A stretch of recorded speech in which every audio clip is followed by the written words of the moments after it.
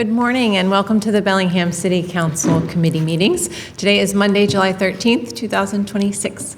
So thank you for joining us. We have a full day ahead of us and our first committee meeting will be Public Works and Natural Resources. That committee is chaired by Councilmember Lillquist, so I will turn it over to him at this time. Thank you, Council President Stone. Joining me on the Public Works and Natural Resources Committee are Council members Lisa Anderson and Jace Cotton. We have two items. The first of those is a contract award or potential contract award for a citywide non-motorized project, project number ES572, bid number 33B-2026. This project consists of improvements across 10 locations in the city that will make walking and biking safer and more comfortable. The city publicly opened 7 bids on June 16th of this year, and Ram Construction General Contractors was the responsible bidder who submitted the lowest responsive bid of $1,480,017.15, including any applicable sales and use tax. The engineer's estimate was higher than that at $2.1 million, and the project does include apprenticeship hour requirement. To discuss this project in more detail is city engineer, one of our city's engineers, Jessica Bennett. Thank you. Jessica Bennett, I'm with the Public Works Department, project engineer for this project. We recommend approval for the lowest and responsive bidder of Ram Construction for ES572, the citywide non-motorized project. This project includes 10 locations across the city, as showing up here on the map. All the project elements are coming from our bike and pedestrian master plan, as well as improvements in our ADA transition plan. There's a few on here I just want to call out that are complete, and that some of these other ones will be complementing them. We completed these 2 that are noted up there with an alternative delivery method, and the rest of these will be finishing out that grouping we're calling this ES572 citywide non-motorized. There's 7 RFB type improvement intersection improvements, 1 intersection improvement for ADA, as well as traffic revision to make it safer and easier for bikes and pedestrians to cross those intersections, as well as some bike lane kind of repair, and then bike boulevard implementation down in the lettered streets neighborhood. And with that, I'd say we recommend approval, a contract award, and I'd be happy to answer any questions. Thank you, Ms. Bennett. One thing, could you please spell out RRFB? Absolutely. And describe to the public, because I'm sure they've seen them. Yep, rapid rectangular flashing beacons. They're the ones that are the little bright lights that flash really, really quickly, and we found that they're very effective at having motorists yield to pedestrians. And again, these locations are coming straight out of our pedestrian master plan improvements. Thank you, Jessica. Committee members, Lisa. Thank you. I do have a question about a specific project, and I'm not sure if you'll have the information on it. It's the very sharp corner at Mason Street and East Maple Ellis. Yes. It's a very sharp corner, and it's listed as having upgrade curb ramps. It's an area that I've been asking the city to address for a while because people take that corner way too fast, and they've launched and have actually hit the house. Thankfully, the person wasn't in their bedroom at the time. Or if they miss the house in the past, they have hit trees in either the house on the corner or adjoining house's yard, and has taken down some old trees before. I'm wondering, the work that's being done, is that going to be addressing to improve the safety of that area, or is it primarily just curb cuts for better ramps for passage? We didn't. So part of that intersection revision is to help try to address keeping cars in the lane of travel. So if you've been out there, I'm sure, so it's very wide open. The curbs are really far back, and because of how the intersections are coming in, it's not well defined. Part of what we're doing is pulling the curbs much further, really defining that curve, and creating a lot more curb space, I guess, between like what the existing would be lawn or that person's front yard. And as well as, so it's making it so you won't be able to turn right on East Maple from there anymore. So it allows us to do a little bit more curvature and makes that a lot more visible curb hold forward. We're also adding arrow signs, so like you typically see on a sharper curve. That was something that I've communicated with that resident, and that was something he thought would be effective. And we looked around, and it's the it made sense in that location to add those. That's on those plans as well. Yeah, I live about a block from there, so I have seen countless times people have like ran up on that side, so I'm glad there's going to be some extra work than just the curb cut. Hopefully the solution is going to be what we need there, because Yeah. it's 30 years of issues. Lisa? I'll move approval. We have a motion before us to recommend approving the contract award for citywide non-motorized projects. I'll ask for any further discussion. Council, other non-committee members on the council? I just wanted to make one observation. If you look at the map, there's the 3 dots in a row on Texas and the 3 dots in a row there on Maple Street. And I think that typifies this kind of network approach rather than this intersection or that intersection, kind of like look for corridors and improve a corridor, as much of the corridor as possible at one time. All those in favor of the motions signify by saying aye. Aye. Aye. All those opposed? I'll bring that forward with a unanimous recommendation this evening. Thank you, Jessica. Thank you, council members. We'll go on to the second item. This is a resolution updating the fee schedule for the public use of the city's city-owned electric vehicle charging stations. The city of Bellingham has been working to increase the use of electric vehicles in the community and in city operations as part of its commitment to addressing climate change and affordability. Staff will present an update on electric vehicle charging developments in Bellingham, as well as a resolution to update the fee schedule for the use of these public vehicle charging stations. Here to present that is the city's climate energy manager, Mr. Seth Vidania.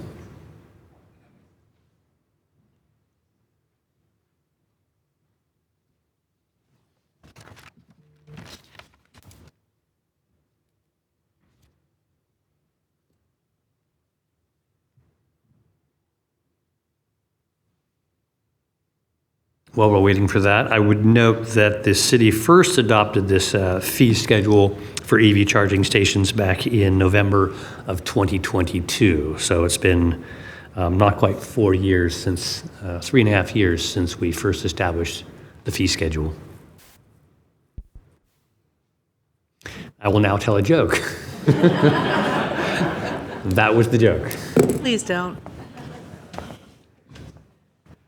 Thanks for your patience. You could tap dance.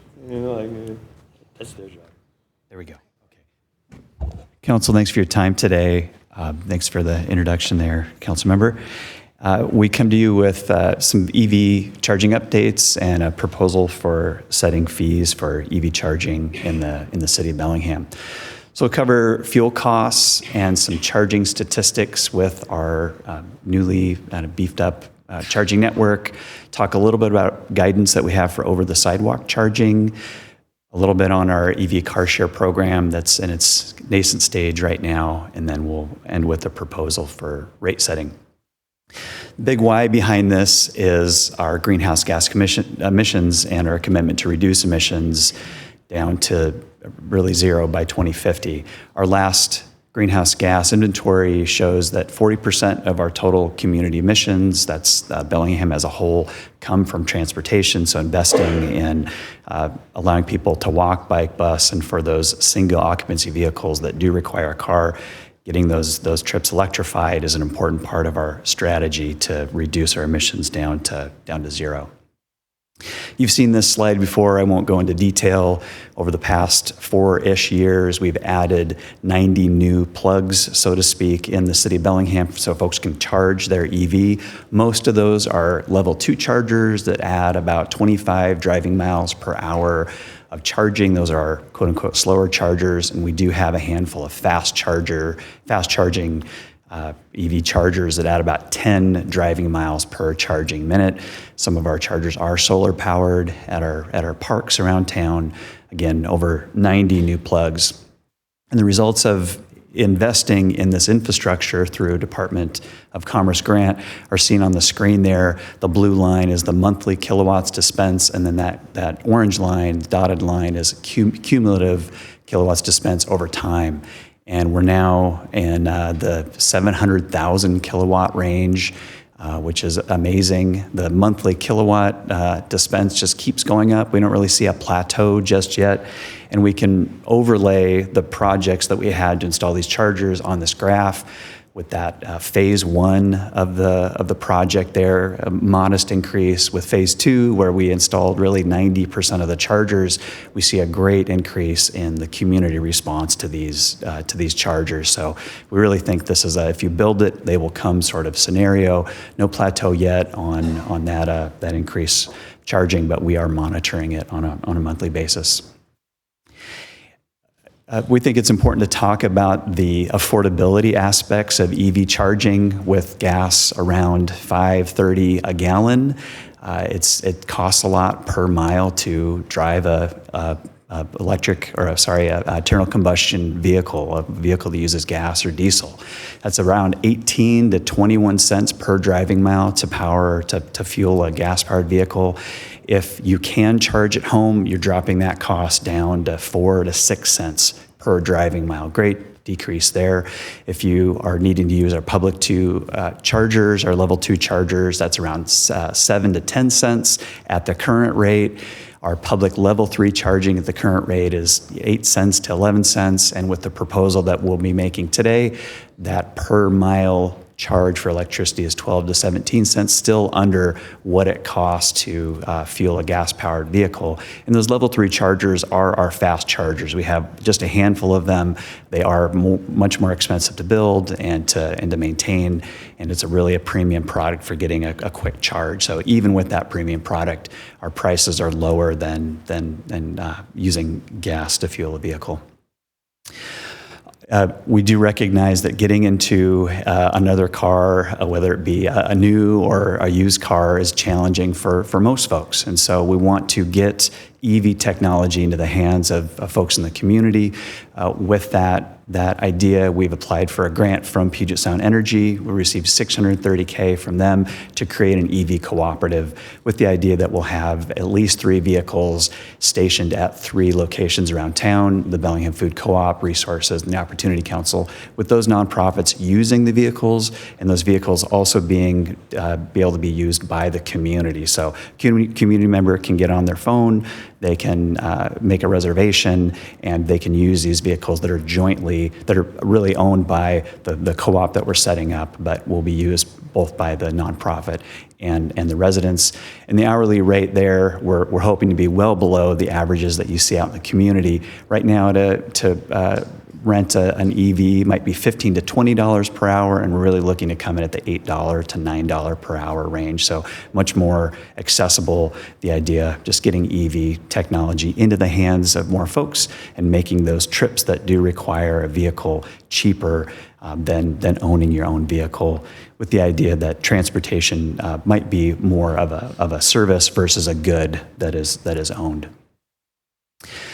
For folks that do have vehicles now, we have encountered some questions from the community about how to charge over the sidewalk. Some folks are fortunate enough to have a driveway that they can park into. Many folks don't have that accessibility there, and charging over the sidewalk becomes necessary for an EV.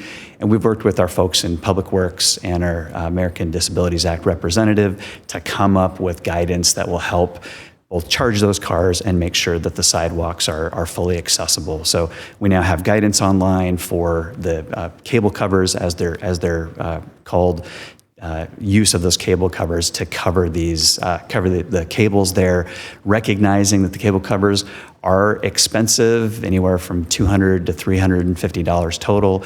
We have a rebate program for folks that are 80% AMI and lower. If you are in the 30% AMI range, the rebates essentially cover the total cost of the cable covers there. So again, wanting to make this technology more accessible to everyone. We'll get into the proposal now for our charging fees, and the economics here are on the screen. Our costs include the price of electricity that we pay to PSE, fees that we pay to ChargePoint for warranty, software, and then they take 10% of each of the transactions that we make or the community makes using the ChargePoint system. There are some costs associated with vandalism, not much thus far, and we have, through the ordinance, the establishing ordinance, reserved the right to collect fees for system development and operational costs. We haven't included that in the cost just yet, but we may at some point in the future. Revenues for the system are the kilowatts that are purchased for both our level 2 and level 3 chargers, and then city fees. This is the session fee for that we $1 per session that we charge for the fast level 3 chargers, the handful that we have there, and then an overstay fee to make sure people are freeing up that resource for other people to use. With these costs, these revenues, our annual deficit is around $11K, and the proposal that we're making today will help to rectify that situation and help us collect enough revenue to cover all of our costs. So you see on the board here a table with our current average charging rates in Bellingham, our current city rates and proposed rates. So for level 2, the last survey that we conducted on our rates here in Bellingham, the average cost was around 27 cents per kilowatt hour. Our current rates are 25, and we're proposing to keep that rate there so that more folks have accessibility to that level 2 slower charging. On level 3, these are the fast chargers that I mentioned before. That average cost is 45 cents in Bellingham. If you look around Bellingham and the Whatcom County in general, our current city rates are 25 cents per a $1 session fee, and we're proposing to raise that to 40 cents plus a $1 session fee. We think that'll bring in around $15,000 per year in revenue, so we'll go from being in the red to being in the black by a little. Our overstay and parking fees will stay the same. Those won't change.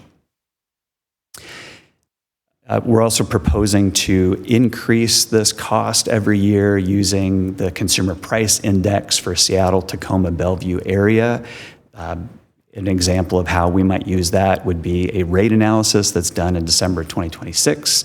Let's say we're talking about our level 3 rate at that time might be 40 cents. If the CPI is 5 cents, 5%, that's a 2 cent increase, and our new rate then becomes automatically in 2027 42 cents. So we're looking to build in a way to increase that cost should the CPI go up over time.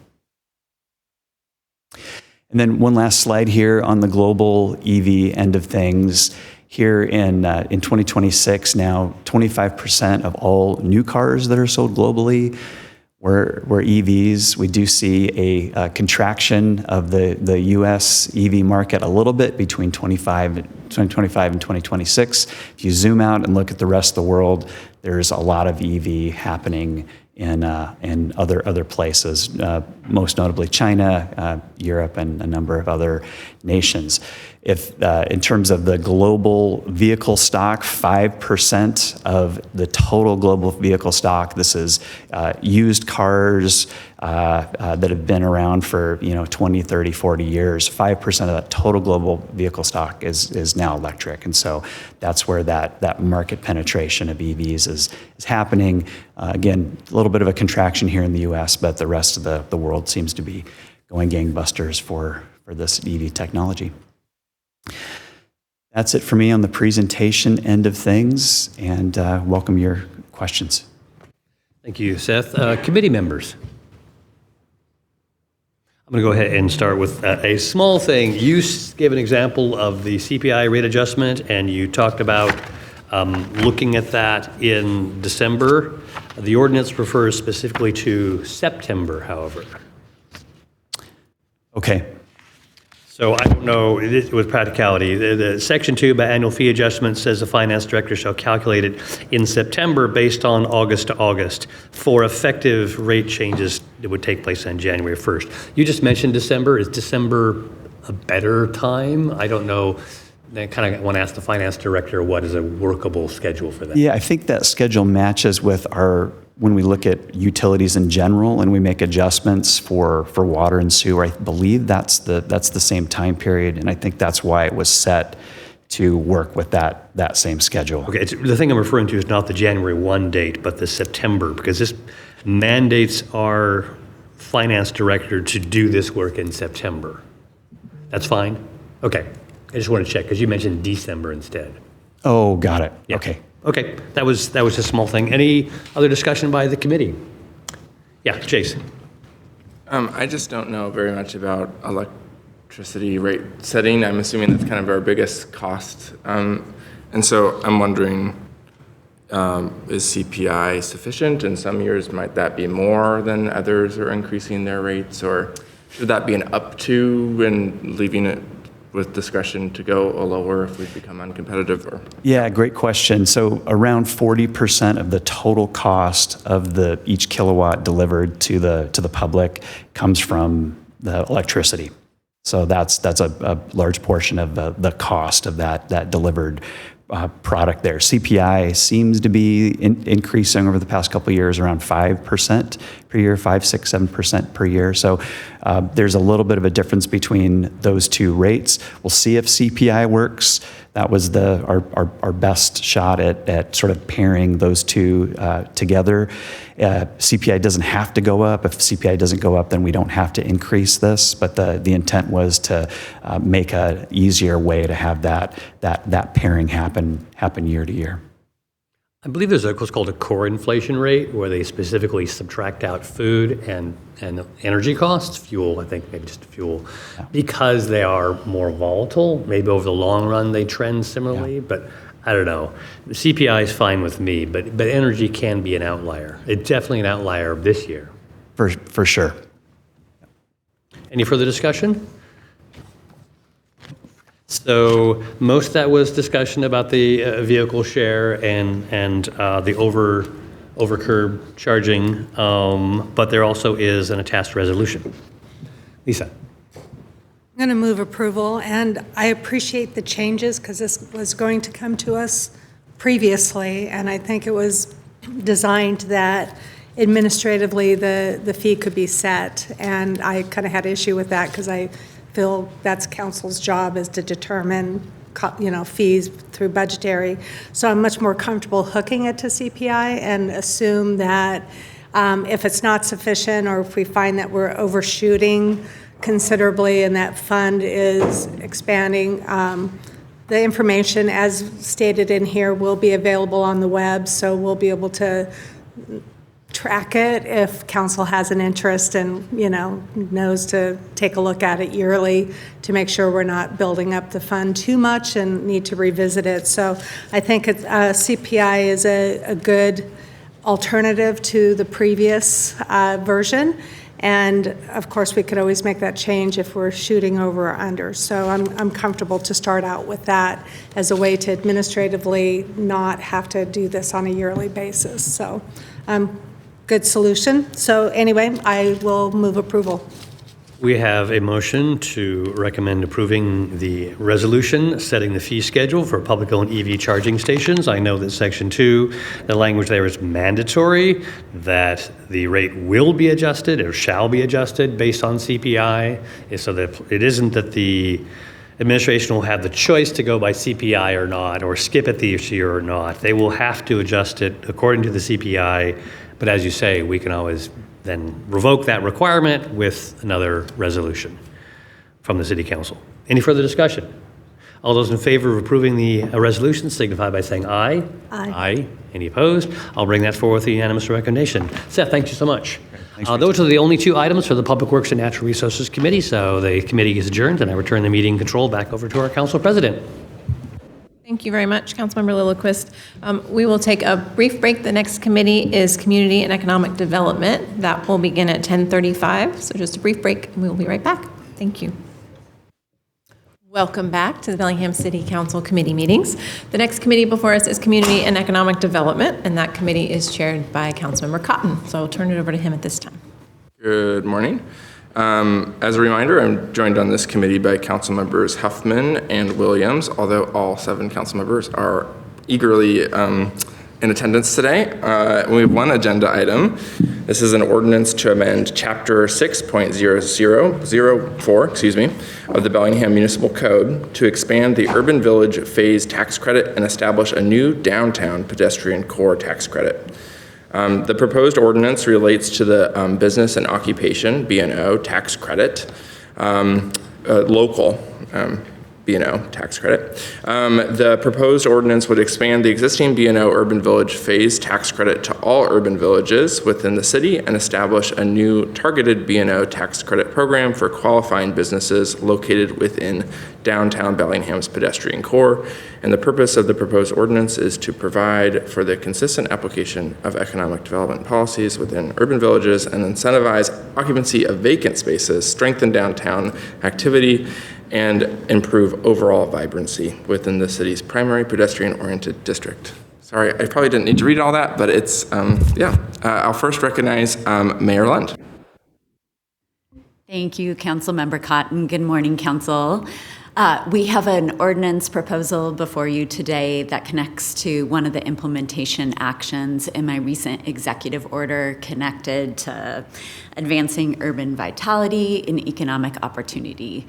So the why behind this is really to fill some of our vacant storefronts across our urban villages and in the pedestrian core. That was identified as needing some assistance with a higher than desired vacancy rate in the downtown core. So it brings a uniform approach to our phased B&O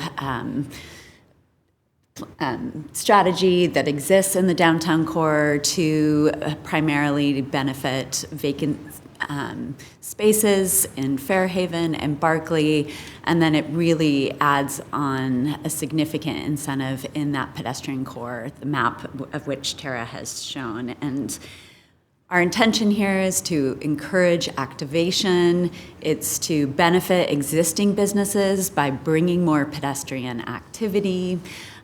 It's to improve the vibrancy of our urban villages and our downtown core and advance and build on the work that staff and the community have invested in the Downtown Forward initiative. And I have Tara Sundin here today to walk us through the details of the proposed ordinance.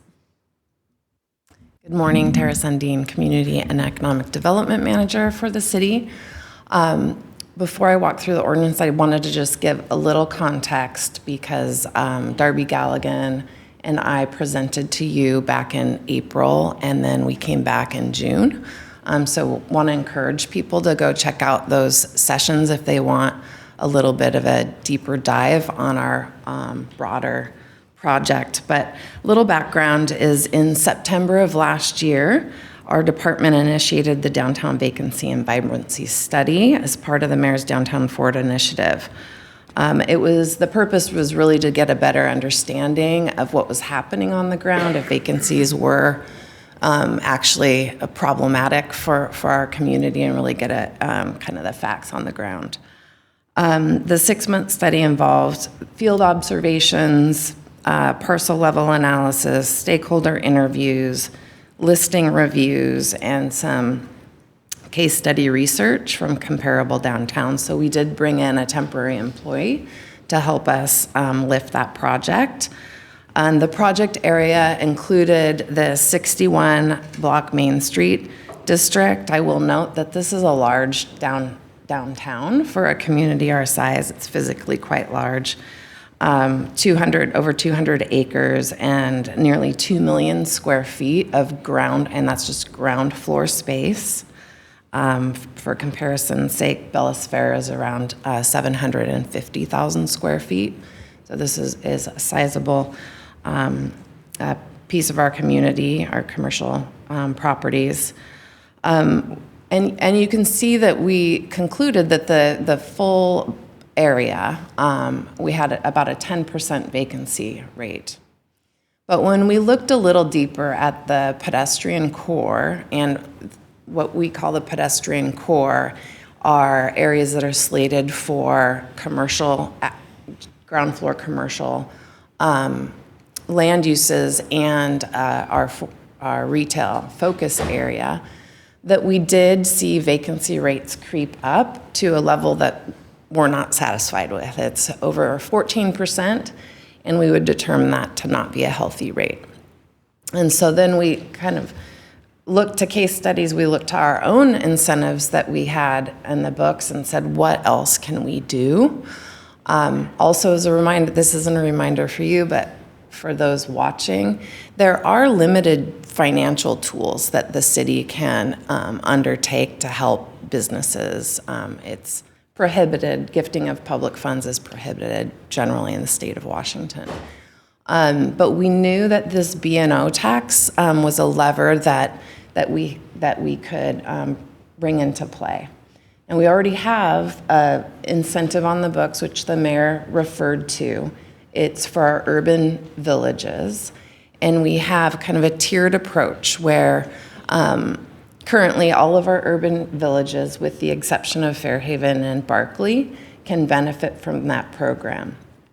And it reduces your B&O tax requirement, I guess I would say, for up to 90% in year 1, 75% in year 2, and 50% in year 3. What we're proposing to do is a deeper incentive in this core and go to pay zero for a 7-year period. And then, as the mayor mentioned, we're also proposing that we add Barkley and Fairhaven into the existing urban village credit. So that's really what this ordinance is doing, is going a very deep incentive in the pedestrian commercial area and then adding in our other 2 districts. You've probably heard or seen that retail and food and beverage, those land uses are struggling in our community. It doesn't matter if you're in downtown or in Barkley, and so we felt it was important to bring those other 2 villages into the mix. It's a tough time right now for some of these businesses. The ordinance is redlined in your packet, and I'm here, and the finance director is here to answer any questions that you might have. Thank you so much. I'll first turn to committee for questions. Councilmember Huffman. Do you have a sense, or is there a calculation or thought of any calculation of the revenue that we wouldn't be generating for B&O tax with this exemption? I mean, I guess there's, if you have no business paying B&O tax, you have no B&O tax coming in. And so what kind of considerations did you make in that area?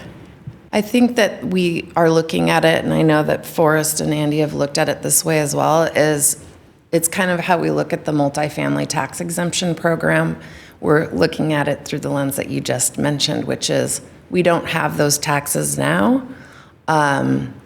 We will have them if those businesses succeed in another 7 years, then we'll see those taxes come in. But to my knowledge, I'd have to have Andy pop down here if he's got thought. I have no idea on what we might be foregoing. But Andy does.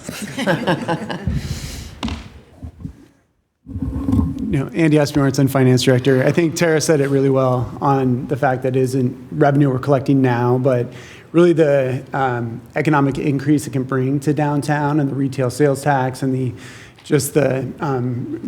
bringing more of that activity downtown will help the economy overall is what we're planning for. Good point. And just as a follow-up, I'm supportive of this. One question or criticism perhaps that I've heard is like, well, what about the existing businesses downtown? And I think that my answer to that is that when you have a business downtown, you're part of an ecosystem, and that the more that downtown altogether thrives, the more that your business thrives. And so I would see this as something that will also benefit downtown businesses that are existing, just additional foot traffic due to storefronts that are active helps all businesses downtown. So the first couple years of a business are the most difficult. Those are the years that a business is most likely to fail. And so this is one way that the city can help those businesses succeed and also incentivize them into these areas. And so I'm supportive. Some other benefits I just wanted to mention to the existing businesses. There's definitely the increase in foot traffic, which we're after. But in April, we spent some time on this topic. There's also the perception that vacancies have for folks, and they think that downtown isn't vibrant or isn't active, or investors think that downtown isn't active or vibrant. So I would say that those impacts of filling up these vacancies go beyond just the foot traffic that goes into the new businesses, but generally, I think we'll bring more people to downtown and more investment to downtown. Councilmember Williams? Yeah, I just want to say that I'm very supportive of this approach as well, particularly the logic that we're not getting the tax income now, but if we do things to encourage the development of businesses and not only in our downtown corridor, but other areas too, particularly if this works in the downtown area in Fairhaven and Barkley, then perhaps it could be applied in other parts of the city as well as needed, as a proven method for developing businesses, and then looking down the road at taking the long view and saying, okay, we're not getting the tax benefit now, but if the businesses are successful, it's going to come our way. So I'm very, very supportive of this, and I'd like to move approval.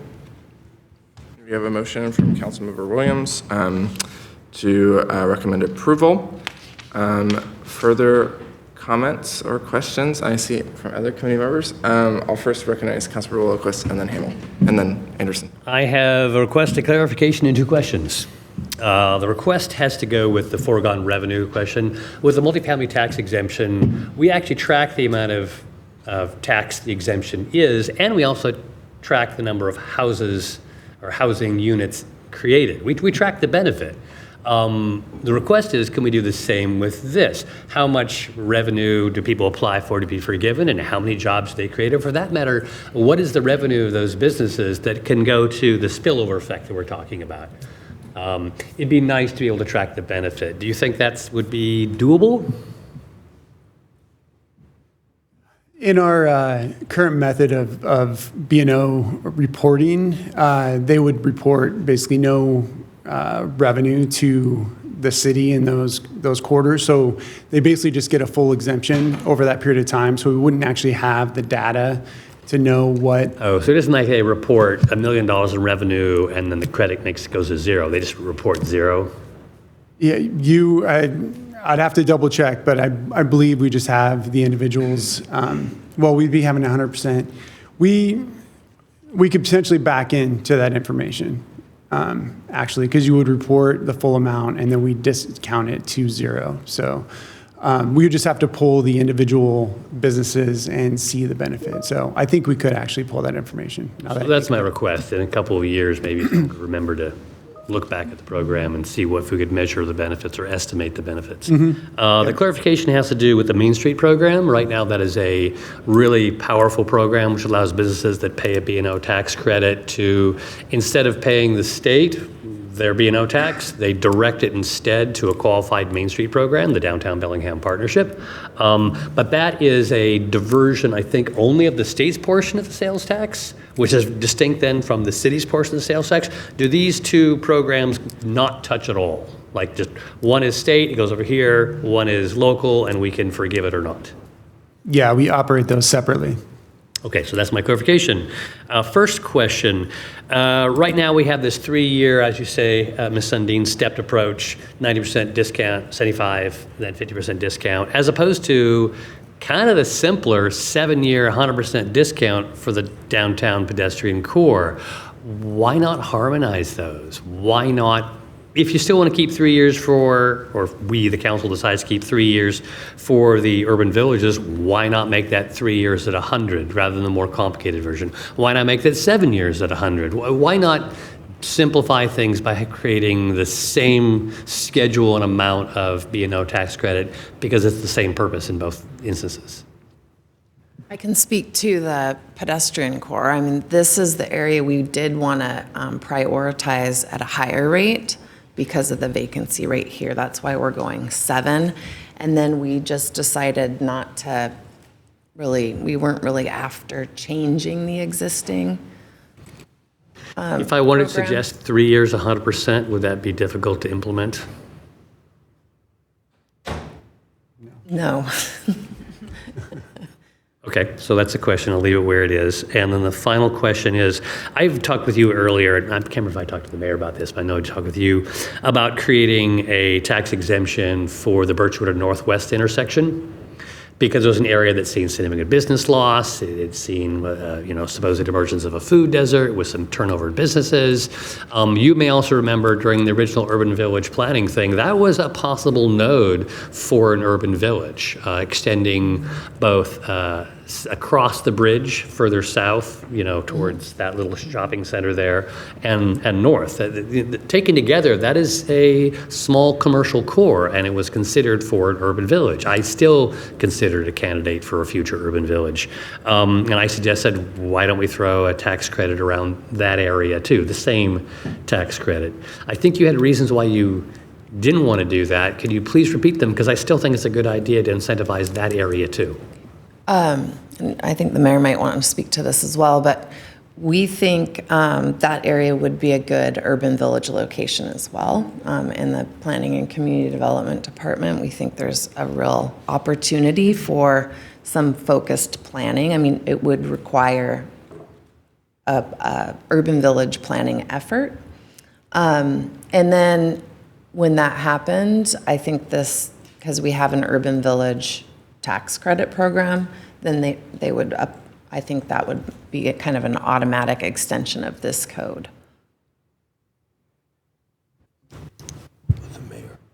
Mayor, please. Not in this ordinance, but in the executive order itself, the way that we're trying to incentivize actions in the Birchwood neighborhood in particular, those buildings have vacancies that put them at the top tier for tenant improvements and renovations based on their length of vacancy. So they would benefit from the new permitting priority structure.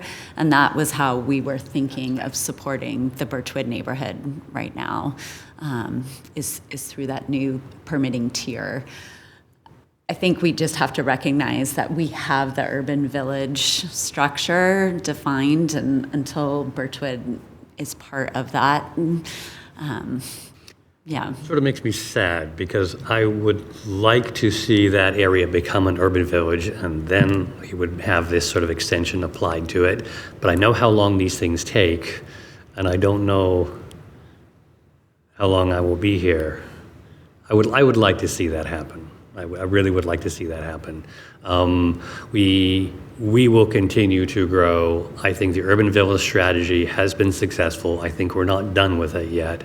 And that is one of 2 locations I can think of in the city that are poised to become very appropriate, denser commercial centers near existing neighborhoods, which is, the formula that we're looking for. One thing just to add on to an earlier question from Councilmember Lilliquist, the new urban strategist position, part of their job description will be measuring and monitoring the impacts of the executive order. So they will be tasked with the data collection per your request. Great. And just to note, we are at time of committee, so you had one question. Those were three really good questions. That we'll turn now to Councilmember Hamel. Thank you, Chair. My question is how does this fall outside the gifting of public funds rule?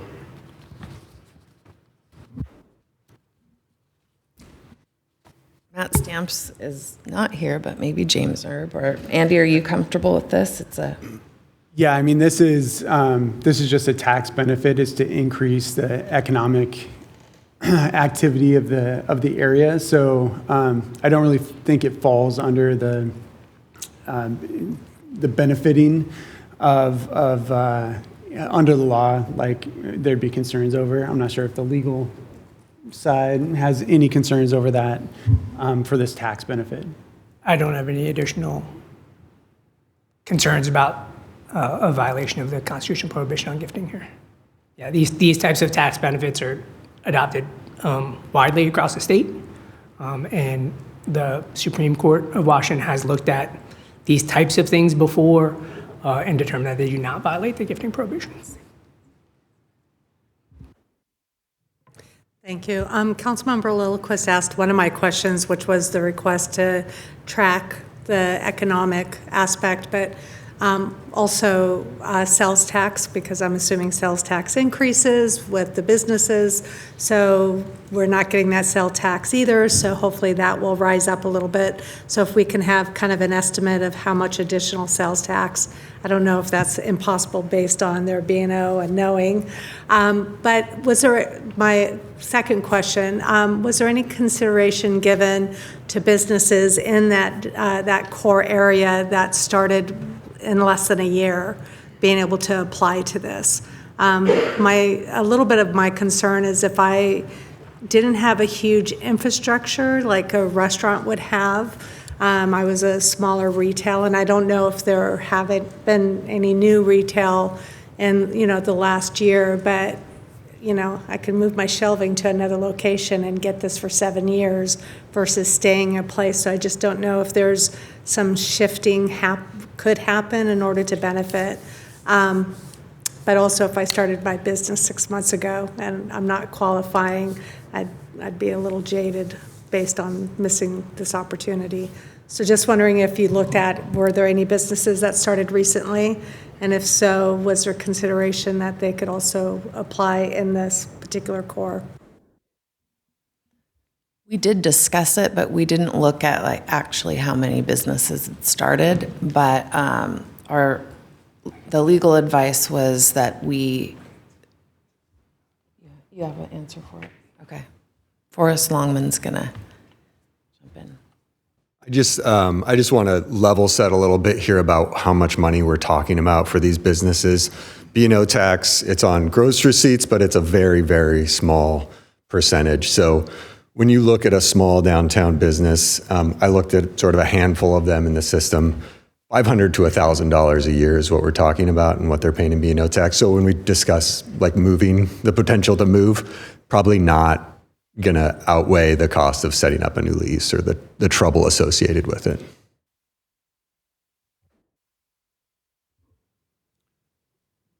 Currently, this core has been eligible for the urban tax credit exemption or the credit already.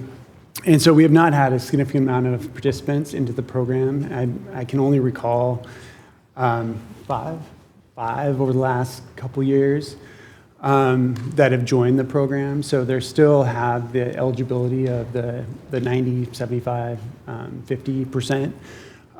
So hopefully this will help increase and bring more people down to the urban villages.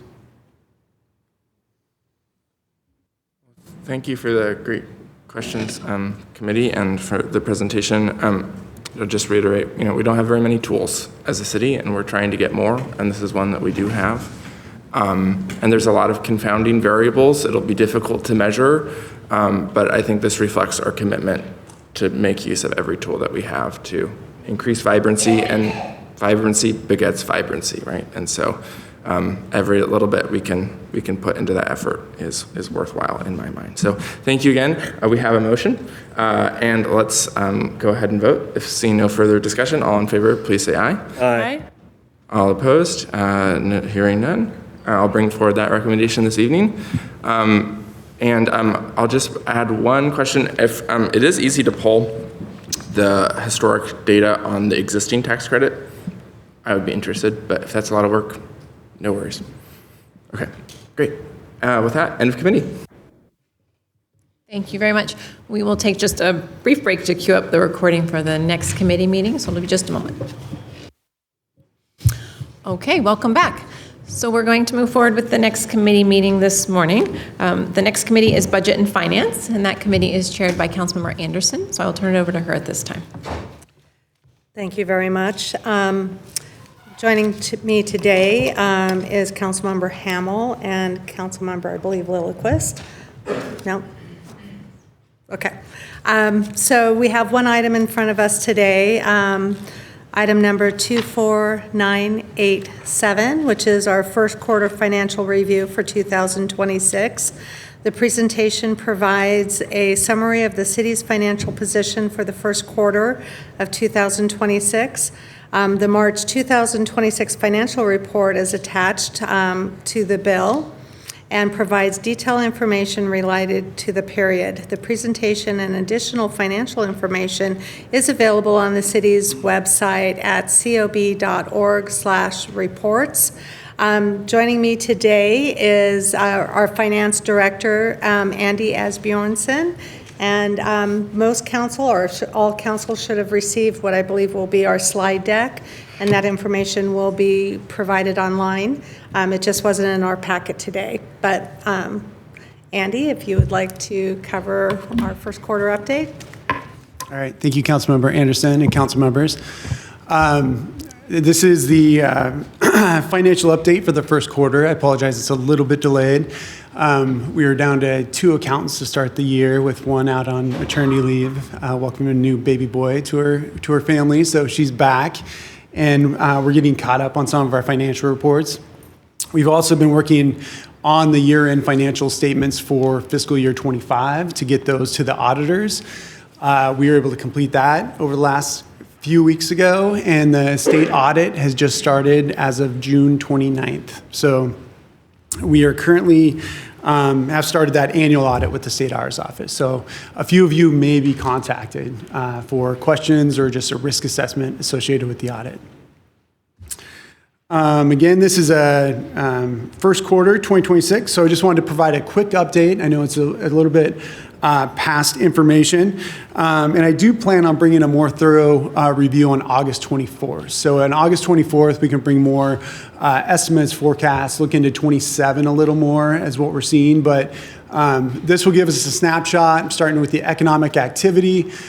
This is economic activity going, a lot of these numbers will go through June, but then the finance report where we're getting into the details is really based on the March report that's in the packet that has the greater details, and that's the graphs that gets into the actual funds. But happy to take any questions as we go along on this. So I will go ahead and get started. So we start off with retail sales and use tax. So this is the 1% that we collect. So starting with blue back in 2022, we like to build this chart up. Again, the dollars collected are on the left. The months that the dollars were collected are across the bottom. So each one of those dots are what we collected in that month, and it's a 2-month lag. So activity of February is actually, or the money collected in February is actually the activity of December. So every time you kind of look back 2 months of that sales tax activity was 2 months ago for the period that we actually received the funds from the state. So you can see in 2022, 2023, 2024, it was very, very flat. Not very much increases all the way through 2025. We only grew about 300,000 from 24 to 25, so very, very flat. We budgeted 33.5 million going into 26, expecting continued, just not a significant amount of growth in what we're seeing in sales tax collection. And we've been pleasantly surprised for what has been collected so far out of the first few months. So the dashed line is what goes past our reporting period, which is not in the funds, but it is what we've collected through June. So you can see we have seen a decent amount of increase over the first 6 months. In 2026, we did have a few categories that were added to the list of retail sales tax. So that was IT-related services, software, security, and also live presentations. We're not seeing that have a significant impact to these numbers or this growth.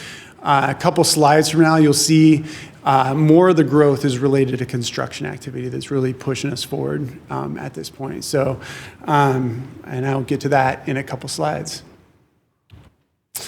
So what we're seeing in sales tax nominal versus real revenue, we've shown this here in 2021 dollars. We have actually seen from 25 to 26, this is year over year, quarter over quarter for the first quarter of 25, 26, and likewise back to 21. We have seen some real growth from 25 to 26, but that real growth takes us back to about the spending power of 23. As you see of that 7.2 million compared to the 7.2 million in 26. But it is good to see a little bit of growth, but I'll take you into the categories that are giving us that growth here on this slide.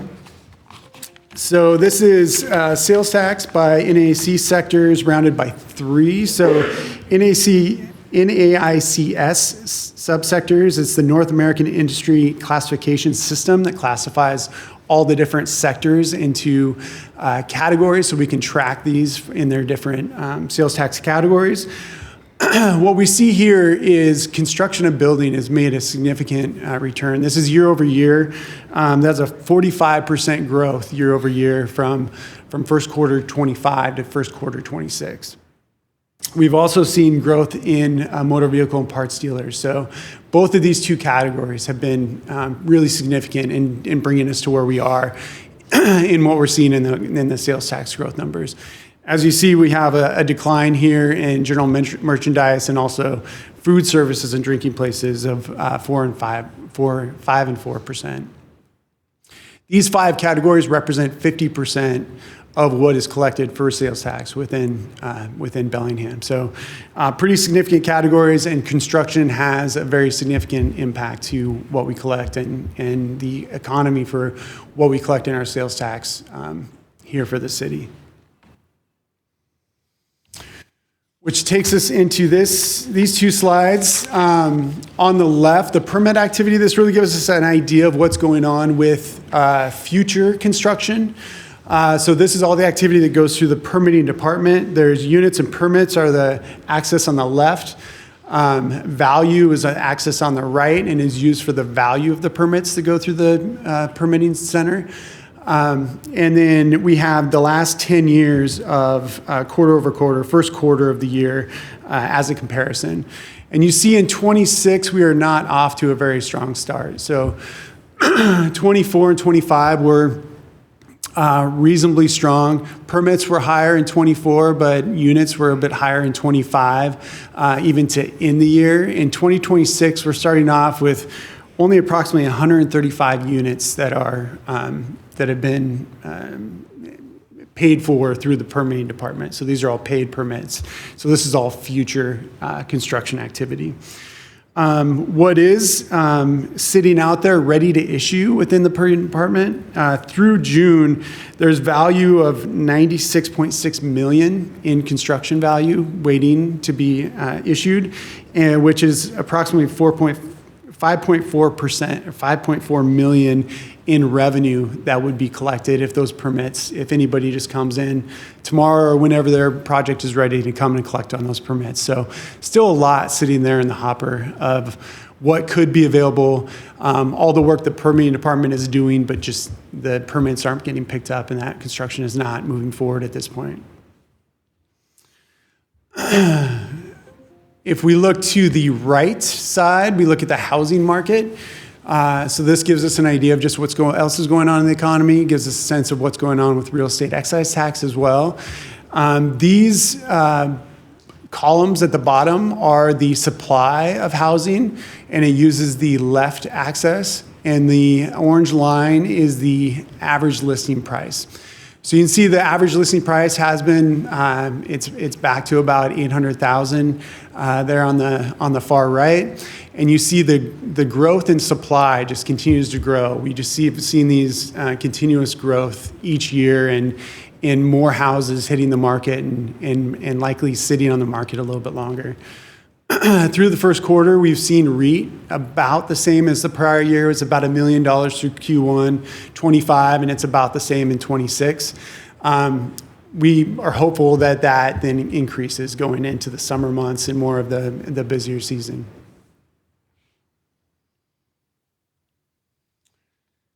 Lodging tax. So lodging tax, we've seen, this is very similar to the sales tax. Again, thousands on the left axis, and then months that we collected across the bottom. As we grow this, we are at 2.4 million for 23, same for 24, reduction in 25, and we're seeing again a bit of a reduction into 26, maybe on par with 25. But we have this magenta line that is very, very flat through the first 3 months. And then we have the dashed line that has been collected, just hasn't been in the March, it's not included in the March report. We did see this dip in April, which was concerning, but we saw this rebound in May, so this looked likely was kind of a correction between the two periods. And now we've seen another kind of reduction in June. So we are not seeing that lodging tax, which is really used for promotional and restricted revenue for tourism activities and generated through tourism. We're just not seeing that expand at this time. So with that tourism, this is quarter over quarter looking at border crossings from our Canadian neighbors.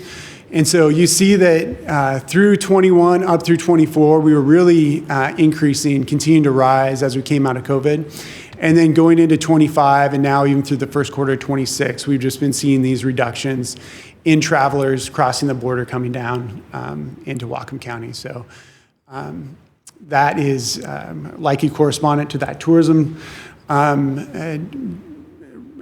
revenue that we saw on the previous slide, but just some of the indicators that we're seeing. Again, our major drivers, though, are what we're seeing locally is primarily in the motor vehicle fuel, motor vehicle and parts sales, and also construction activity is really what is our strong two categories within for our sales tax generation. So not heavily on the tourism side, but it is great when we have more tourism dollars and more people coming and enjoying Bellingham. So that goes through the economic indicators, some of the things that we're looking through to give us an idea of what we're getting into going forward and a sense of what happened for the first quarter of 26. We show this slide just as high-level pie charts to give it a sense of the areas of revenue collection and the areas of expenditure. Again, this is citywide. This encompasses almost 70 funds of the city, so really need to dig into the specific details of the funds to get a better sense of any one of these activities. But obviously, salaries and benefits are our two big drivers of expenses. And then a little bit of a separation here or diversity on the revenue side. So we start with citywide revenues. So taxes have been growing. We did have the first, we established the safe and stable criminal justice tax that was collected. We have 1 month of collection in this data because it started, we moved from 9% to 9.1% January of 26. And in March of 26 was the first month that we actually collected for that sales tax. So we are seeing that growth in that sales tax. You see this big outlier here. I should mention that budget is cut off at, what we do is divide the budget by a quarter to give a representation of what would be 25% of the year. And then the taxes generated are what is actual for each of the quarters. So what we see here is interest and other. This other is actually our debt revenue for the Wacom building. We went out and got a new bond for the Wacom building. I believe that was in February of 26. This budget is cut in a quarter, but all that money comes in at one chunk, and so that's why that looks a little bit different when you're comparing those two numbers. But as you see, 113 million was collected in revenue citywide, and then 99.6 was expended citywide. A lot of that is in salaries and wages is number one, and then also big is really always the services and capital. One of these big items within the services is related to RG Haley and Cornwall, which represents almost 60 million of what is included in those numbers. So big project, good to see that underway. And a big majority of that work is being done throughout 26. Capital, a little bit down through Q1 from last year. Last year we had quite a few purchases of land through watershed and some other things that happened early. Capital generally starts ramping up more in the summer months, and so not a surprise that we're starting a little bit slow on the capital side. But with that, here's our top 10 projects so far through Q1. This is our top 10 projects for spend. And so you see RG Haley and Cornwall in the top 3 there. And then some of our finishing up the rotor lift station, Sunset Pond Loop Trail that opened up in 26. And then some other projects that you're probably familiar with along that line. These represent 6.1 million of the capital project spend. On this side, we have our actuals through Q1 compared to our total budget of projects. We've spent 11.4 million so far in Q1. We have 251 million in projects that are budgeted for 26. So this leads us right into those, what are the large projects that are budgeted for 26? So these are the top 10 projects. This represents 129 million of the 251 that is budgeted. So over 50% is represented in these top 10 projects here. So RG Haley and Cornwall, very significant project. We have the Eldridge Avenue Bridge replacement.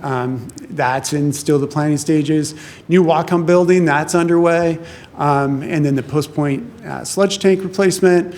Central Library renovation project that'll be underway later on in the year, more likely in the fall or towards the winter. And then Old Town redevelopment. I'm sure you've seen some of the activity going on down around the Old Town with the streets. But just gives you a sense of those bigger projects that are planned for 26. So with that in mind, there's a significant amount. So this is our special revenue funds. So special revenue funds are revenues restricted or committed for a specific purpose. These are 100-level funds. Often the description of the funds gives you a sense of what those funds can be used for. There was 16.4 million in revenue, expenses of 20.5. The shadow boxes represent the budget at a quarter of the budget, and then the solid boxes or solid columns represents the actual. So you can see there's a lot still planned within these project funds for street, for environmental remediation is really RG Haley and Cornwall. Within REIT, quite a few projects, transportation fund, parks always has a lot planned within that funding. Also within some of the actuals are that Sunset Loop Trail and Storybook Park. So we see, it just gives you a sense of the activity across the special revenue funds. Enterprise funds, these are business type activities. They're self-sustained with user fees. So the big ones here are really water, sewer, and storm. Also right behind it is our Medic One, our ALS transport service by the fire department. So here again, a lot of the changes here are the big projects still waiting to come. Some of these increases in revenue are really the change in the rates that got established within 26. So we had about an 18% rate increase going into our utilities to help fund a lot of those future projects that are necessary for specifically sewer with a lot lined up, but also some more on their way with water. Medic 1 is slightly to the good through Q1, so that's good to see. But development services, there is a lot that's going on in development services, a lot of work development services doing that the revenue is not coming in for. So I know Blake is evaluating other ways that has been discussed here on ways to bring in additional revenue or pay for some of those additional labor hours that go into the work being done by the permitting department. So, and then hopefully just more folks come in and get their permits and we actually recognize more of that revenue and more construction gets done. Internal service funds, we always bring these forward because this is a significant amount of really spending for any funds that have personnel in them. And so a lot of this is a major cost to the general fund as well. So these are business type activities that provide goods and services to city departments. Again, same as the previous slides, the names of the funds really give you a sense of what they're for. So fleet and radio funds, facilities, tech and telecom, claims and lit. So we have all of these funds that provide the services for the internal customers. What we have here is employee benefits fund. That's an area that we have a little bit more concern about. As you see, the shadow box is down here at about 6 million, while our expenses are significantly increasing. So what we're seeing within our health benefits fund is about a 37% quarter over quarter increase in costs of just Q1 for health benefits, and also a 41% increase in workers' comp costs. So we are seeing our healthcare costs continue to rise, and that is an area that we've already had to take action on. We've already increased our our medical comp rate by $400, which is a very significant increase. But to ensure that we have adequate funding within our health benefits fund to meet our legal requirement for having a self-insured plan, we had to increase those funds at this time to help offset that and try to build a reserve balance. But at this point, we're still evaluating those numbers each month to see if we need to continue to make an adjustment to that. But our benefit side and our benefit costs has been a significant cost driver to our escalating costs that are hard to control at this point. This looks a little bit different because the blue box is revenue, so it looks like we're to the positive, but one unusual thing happens in this fund where we actually collect 3 payments in January and only 1 payment in December. So it skews the way it looks. We start to the positive, but then that's eaten away, and then December always looks a lot worse just by the way that we do the accounting for how the revenue is collected in this fund. So this basically has an extra payment. I would say if you remove that, this would show more to the negative on that fund. So an area of concern that we're definitely already taking action on, and we'll bring a budget amendment forward with. That cost is approximately $1.2 million to the general fund of additional costs to try to bring our health benefits, to be able to afford our health benefits costs.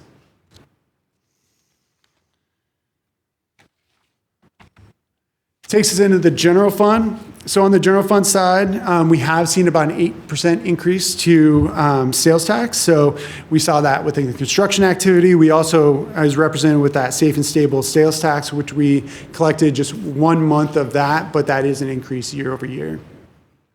B&O, we had a great year last year, and so this number is not too concerning. It's great to see that those both numbers are continuing to exceed where we're at from our budget perspective. It is about on pace as it was from the previous year. Utility tax, we had those increases within our utility funds.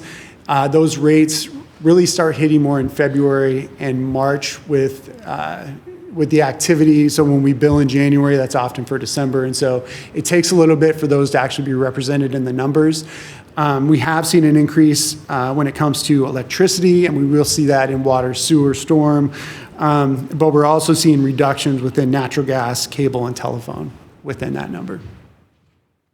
Sales tax, B&O tax, utility tax, and property tax are generally the big four, but as in Q1, we have not collected any property tax yet. So you'll see that when I bring forward the August 24th numbers. The rest of the general fund, what has done well is really BLS has done really well. That's the big number pushing up these charges for service.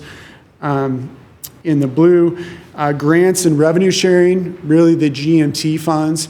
So I hope maybe you recall last year we had a switch in service providers for our billing service within our transport services. And so at the beginning of the year, we weren't collecting as much in the BLS and GMT as they were moving forward with that new service provider. And then there was more back bills done later on in the year. So now we're not having a direct comparison to what the activity is, but we have overall still seen growth in those numbers within BLS and GMT. So that's great to see. And we continue to see good returns on our investments as rates have continued to remain high, and the federal funds rate has not been adjusted really for a while. So general fund expenditures. So again, our biggest expense is really in salaries and benefits, and then the services that go into providing all of the resources for the folks that work within the general fund. There are 13 departments within the general fund, so there's a lot going on within the general fund. Salaries and benefits, so salaries increased approximately 6%, but benefits through Q1 were up 16%. And that will continue with our adjustment that we just made for the workers' comp. And as you recall, when we brought forward already an adjustment for medical comp within our reappropriations, and so that benefit side just continues to escalate. And then this is our comparison of general fund percent of budget spent by department. So it goes from department spend, the highest amount of spend to the lowest, and then the red bar is at 25% of budget. So if you're at the red bar or below the red bar, you're doing really well. But if you're above the red bar, it's really still Q1, and so some spending doesn't happen at an equal pace. And so with that, the library often will make purchases earlier on in the year that maybe won't exist later on in the year. So not big concerns there. And the biggest adjustment is probably at the bottom, which is the lowest amount of spend, but having probably the most activity that we've seen out of a hearing examiner for some time. There's been a lot of activity. We have an invoice currently for one hearing, a very long hearing that was approximately $45,000. So we have just that one almost doubles that Q1 budget. So, and that's not the only work that's being done through the hearing examiner this year. So we're definitely going to have to bring some adjustments to that department for this year.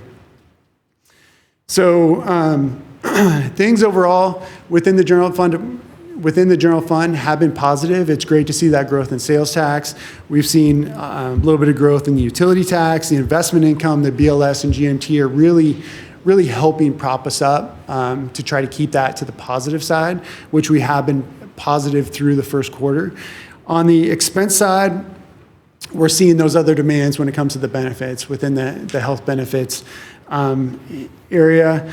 And so, and still an unknown economic outlook as we're unclear on what's going on at the federal level or how long we can sustain this continued growth in sales tax, where we see permitting activity kind of declining, and we're really propped up more on that construction side of things to really help on the sales tax side. So with that, though, the departments have been doing a great job, really making a lot of effort on saving costs where we can. We have the pause when it comes to rehiring, where we evaluate each position to see if it's necessary at that time, and provide that window of 60 days prior to moving forward with that hiring process to try to increase those cost savings. So everything we do now will help moving into that 27 budget period. And so we will bring a lot more information on August 24th as we can bring some projections. And we'll bring the alligator chart again. I'm sorry, we don't have it in this slide deck, as we'll give you 1 quarter off from the alligator chart.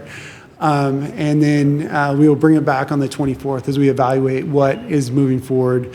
But it does look the same. We do need to continue to make adjustments, and our costs continue to rise within the public safety realm and across the board when it comes to benefits and other costs that we're facing with the city. And that is what I had for the Q1. Happy to take any questions.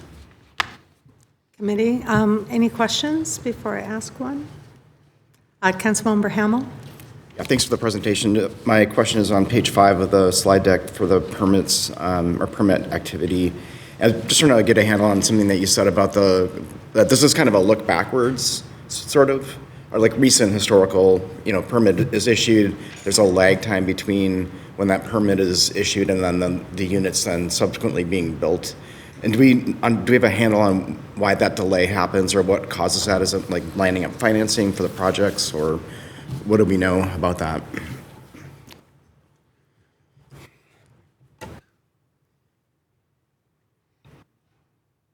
Good morning, Blake Lyon, Director of Planning and Community Development. Yeah, general financing and availability of financing. So as Andy mentioned, much of that's reflected on, we get land use applications that'll come in. We'll often do the initial project approvals for those entitlements, and then they're sitting there. We'll oftentimes go through the building plans examination work as well, and then they're in what we call a ready to issue or hold status for the applicants to come in, and that's when their building permit fees are done. So we've done essentially 2/3 of the work already, and then it's sitting in a hiatus. And then the major permits, that number that Annie's reflecting also includes system development charges, impact fees, things of that nature. So what we're hearing from the development community is oftentimes pulling their project financing together and making sure that the general economy is there to absorb their project, so they're not having the holding costs, because that's when they get into the vertical and the hard money that's associated with it. Thank you.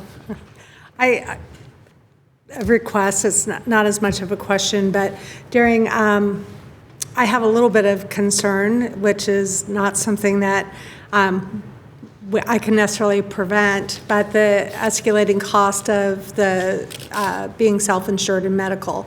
And we had a really lengthy, good discussion, because I was asking, can we move from being self-insured to like an insurance policy in order to be able to address these escalating costs? At what point do we look at making that kind of switch? And I learned quite a bit talking with you that there is the duality of liability for a period of time, which we would have to fund, and then also funding forward with an insurance.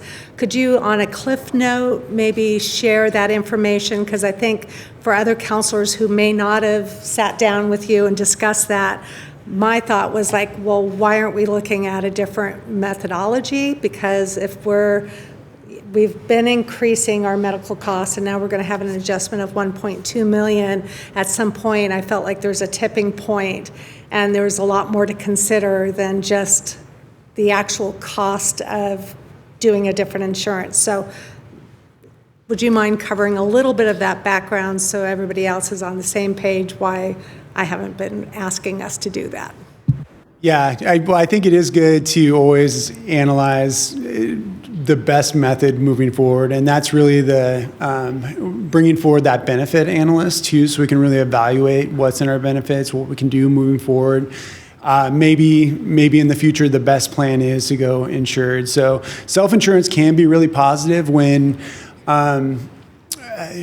we have a very healthy population and everything is working really well. And unfortunately, we're just in one of those situations where we have more claims, and so folks are experiencing more difficulty, and that is impacting our health benefits. fun.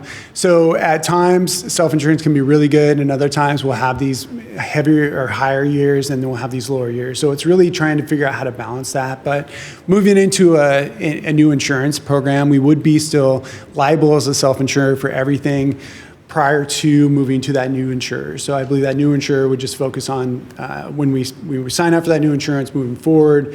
And so we'd still be liable for a lot of significant potential claims in the past. So at that point, you do kind of experience kind of a dual insurance policy for a period of time, which can be even more expensive for that period of time. So if that answer your question.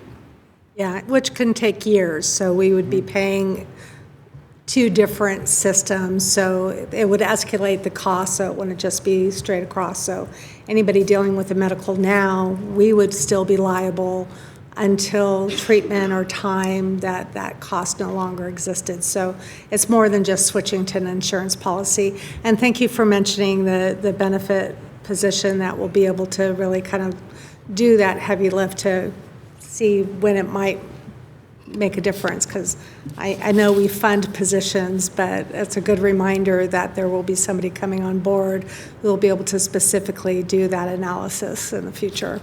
Any other questions? Councilmember Huffman. Thank you. I'm not on this committee, but it's really interesting. Slide number 4, there is a pretty big jump in construction of buildings tax revenue over last year, yet on the permanent and housing slide, we see that permits are not increasing. And so I'm assuming that's not construction of housing that we're seeing that increase from. But maybe I'm wrong. What can we attribute that jump in revenue to? I think you can attribute it just when you think about the chronology or the sequencing of projects. So when we talk about applications coming in and getting building permits, and then they're going out and purchasing those construction materials to build those buildings. So it's the time that it takes a building to get through the process. So when we talk about the actual sales tax dollars, and Andy can correct me if I'm wrong, that's actually the acquisition of those physical building materials that are happening by our development community. So those are often permits that were issued a year or maybe a year and a half prior, and they're just catching up with the sales tax dollars associated with that.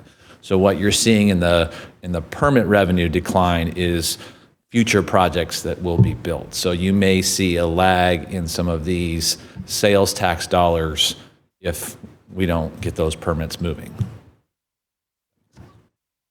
Thank you. Thank you. Yeah, I was thinking that maybe in a year or two, we might actually see that decline. So our planning purposes, we might see less money coming in on the construction and building because of the permits. Anyway, any other questions? And no, this was for information only, so thank you very much. And we look forward to the August report. Hopefully everything continues to hopefully brighten. I'll turn the session back over to Council President Stone. Thank you. Thank you very much. So that concludes the committee meetings for this morning, but we will reconvene at 1:00 p.m. to continue with the afternoon session. So until then, we are adjourned. Thank you. Good afternoon and welcome to the Bellingham City Council committee meetings. Continuing this afternoon, we will first convene the Parks and Recreation Committee. That committee is chaired by Councilmember Williams, so I will turn it over to him at this time. Thank you, President Stone. Today we're joined by Council members Hamel and Cotton and everyone else. But we have two items on our agenda today. The first being agenda item 24982, which is an update on the Galbraith Mountain projects from the Whatcom Mountain Bike Coalition. And we are going to receive the report from Eric Brown, Executive Director of the Mountain Bike Coalition, and he will present the annual report, which will include annual goals, key accomplishments, statistics, and everything else. So at this point, I will turn it over to Steve Januszewski, our Parks Operations Manager, and Eric Brown when he comes up. Thank you, Councilmember Williams. Again, Steve Januszewski, Park Operations Manager. Just a brief introduction before we turn it over to Eric. Back in 2018 is when the city entered into a contract with the Walk Mountain Bike Coalition to manage the mountain biking network on Galbraith Mountain. And at that time, 2 easements were acquired from the Galbraith Tree Farm, a recreation use easement by the city and a conservation use easement held jointly by the City of Bellingham and the Whatcom Land Trust. Over the last 8 years, we have had a very positive working relationship and partnership with the WMBC, while they have maintained and managed a very diverse trail system located on a commercial tree farm, which creates its own unique challenges. The WMBC was also instrumental in getting donations for the construction of the Galbraith Trailhead in Lake Padden Park, which is used by thousands of mountain bikers every year. So with that, I'm going to turn it over to Eric Brown, who's the Executive Director. Just press at the base. Yeah. My bad. Sorry about that. Hi, everybody. Eric Brown. Thanks, Steve J, for the intro. That parking lot also gets used by dog walkers and trail runners and other people that use Padden Park too, just to make sure we clarify on that. But every year, as part of our agreement with you all, I give a report to Nicole and Steve. We do a kind of a meeting in January typically. It includes Rob Janicki and the folks from Galbraith Tree Farm.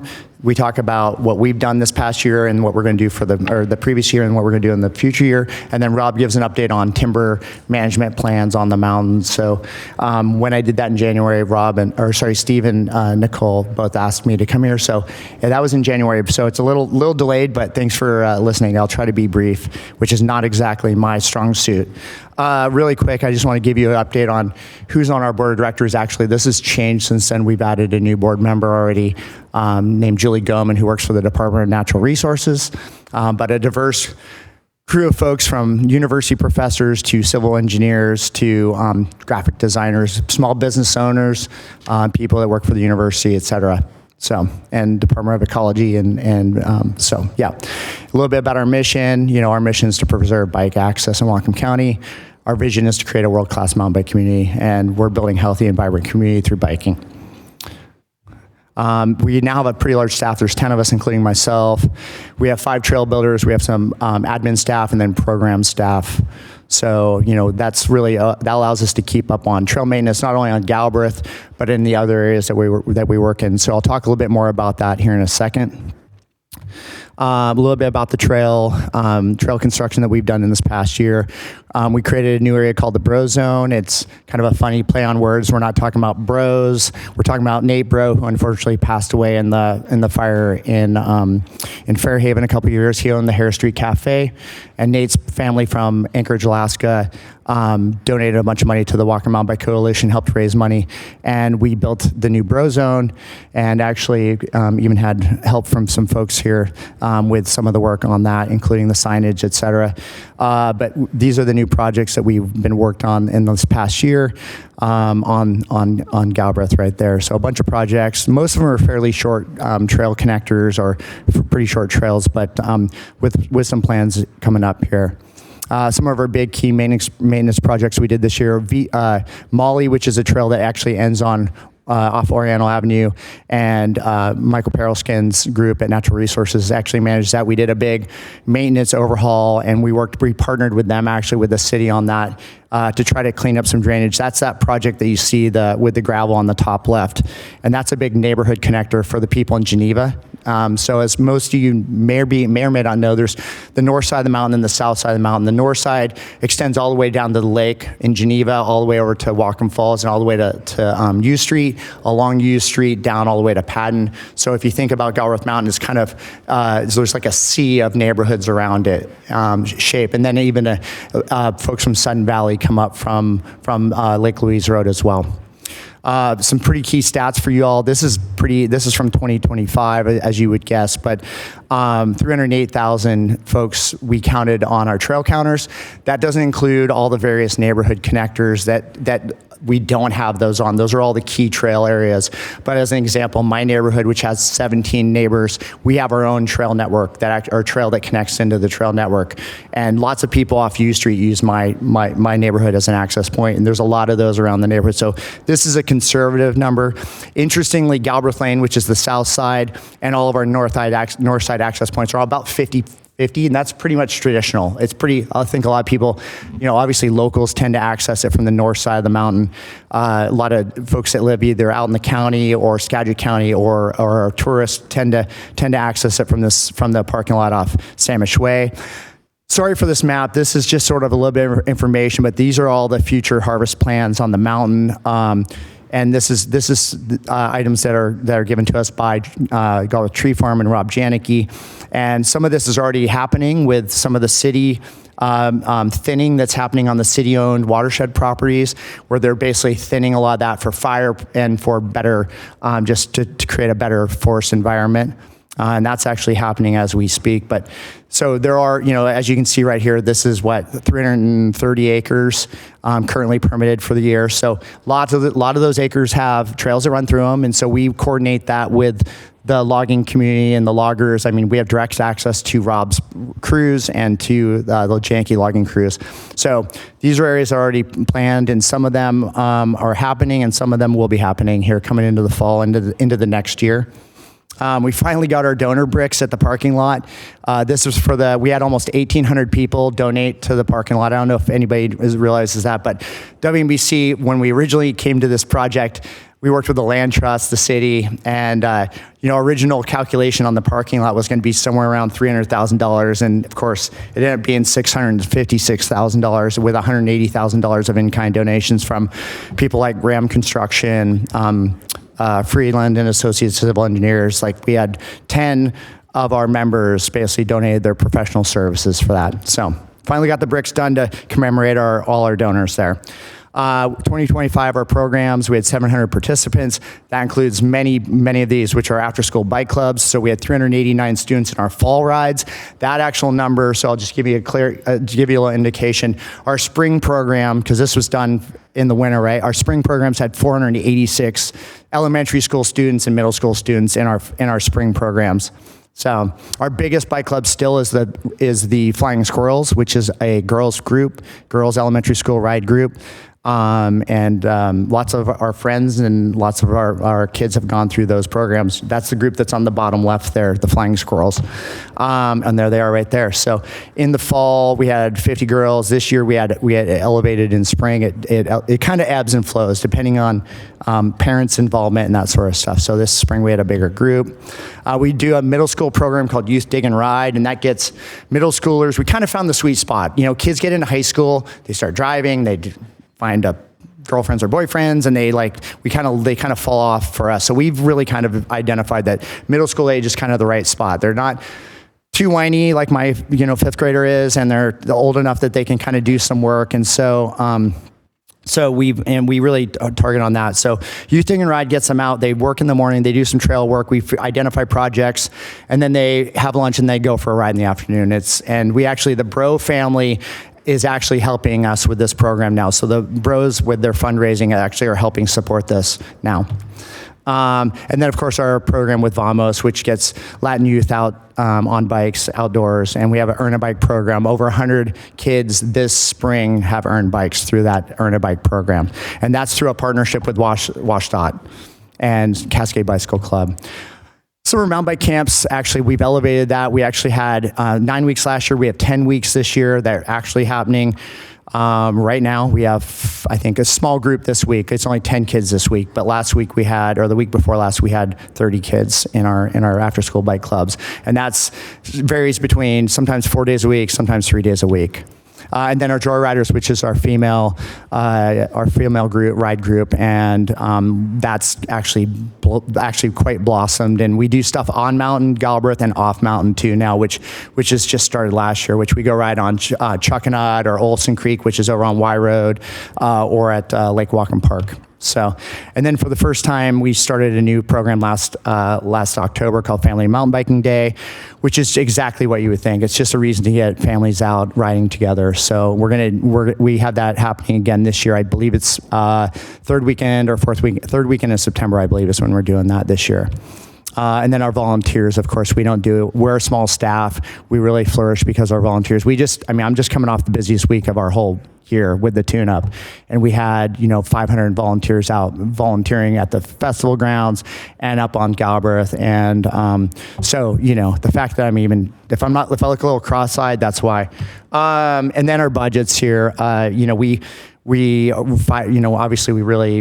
we're supported by our members by and large. We get our donors and our local businesses support us. And so last year we brought in a little over $920,000. Our expenses were about $870. Obviously, a lot of that's tied to the Cascade Bicycle Grant because that's a big part of our revenue. That's why you're seeing a big jump in the last several years because we get a bunch of money from that grant. And you can see what it goes to. Our trail building is typically where a lot of this goes towards, because that's our big staffing and that's our big focus is building trails, world-class trails. So, and then our fundraising and events. Sponsorships, businesses, trail adopters. We have 75 trail adopters. I don't know if anybody's seen this, but when you go on Galbraith, this number's actually gone up quite a bit. But local businesses, and they're diverse. It's WeQ, or it's BP, or it's the hospital, or it's local. It's not just mountain bike organizations. I think what a lot of local businesses now have figured out is to attract and retain really good quality employees.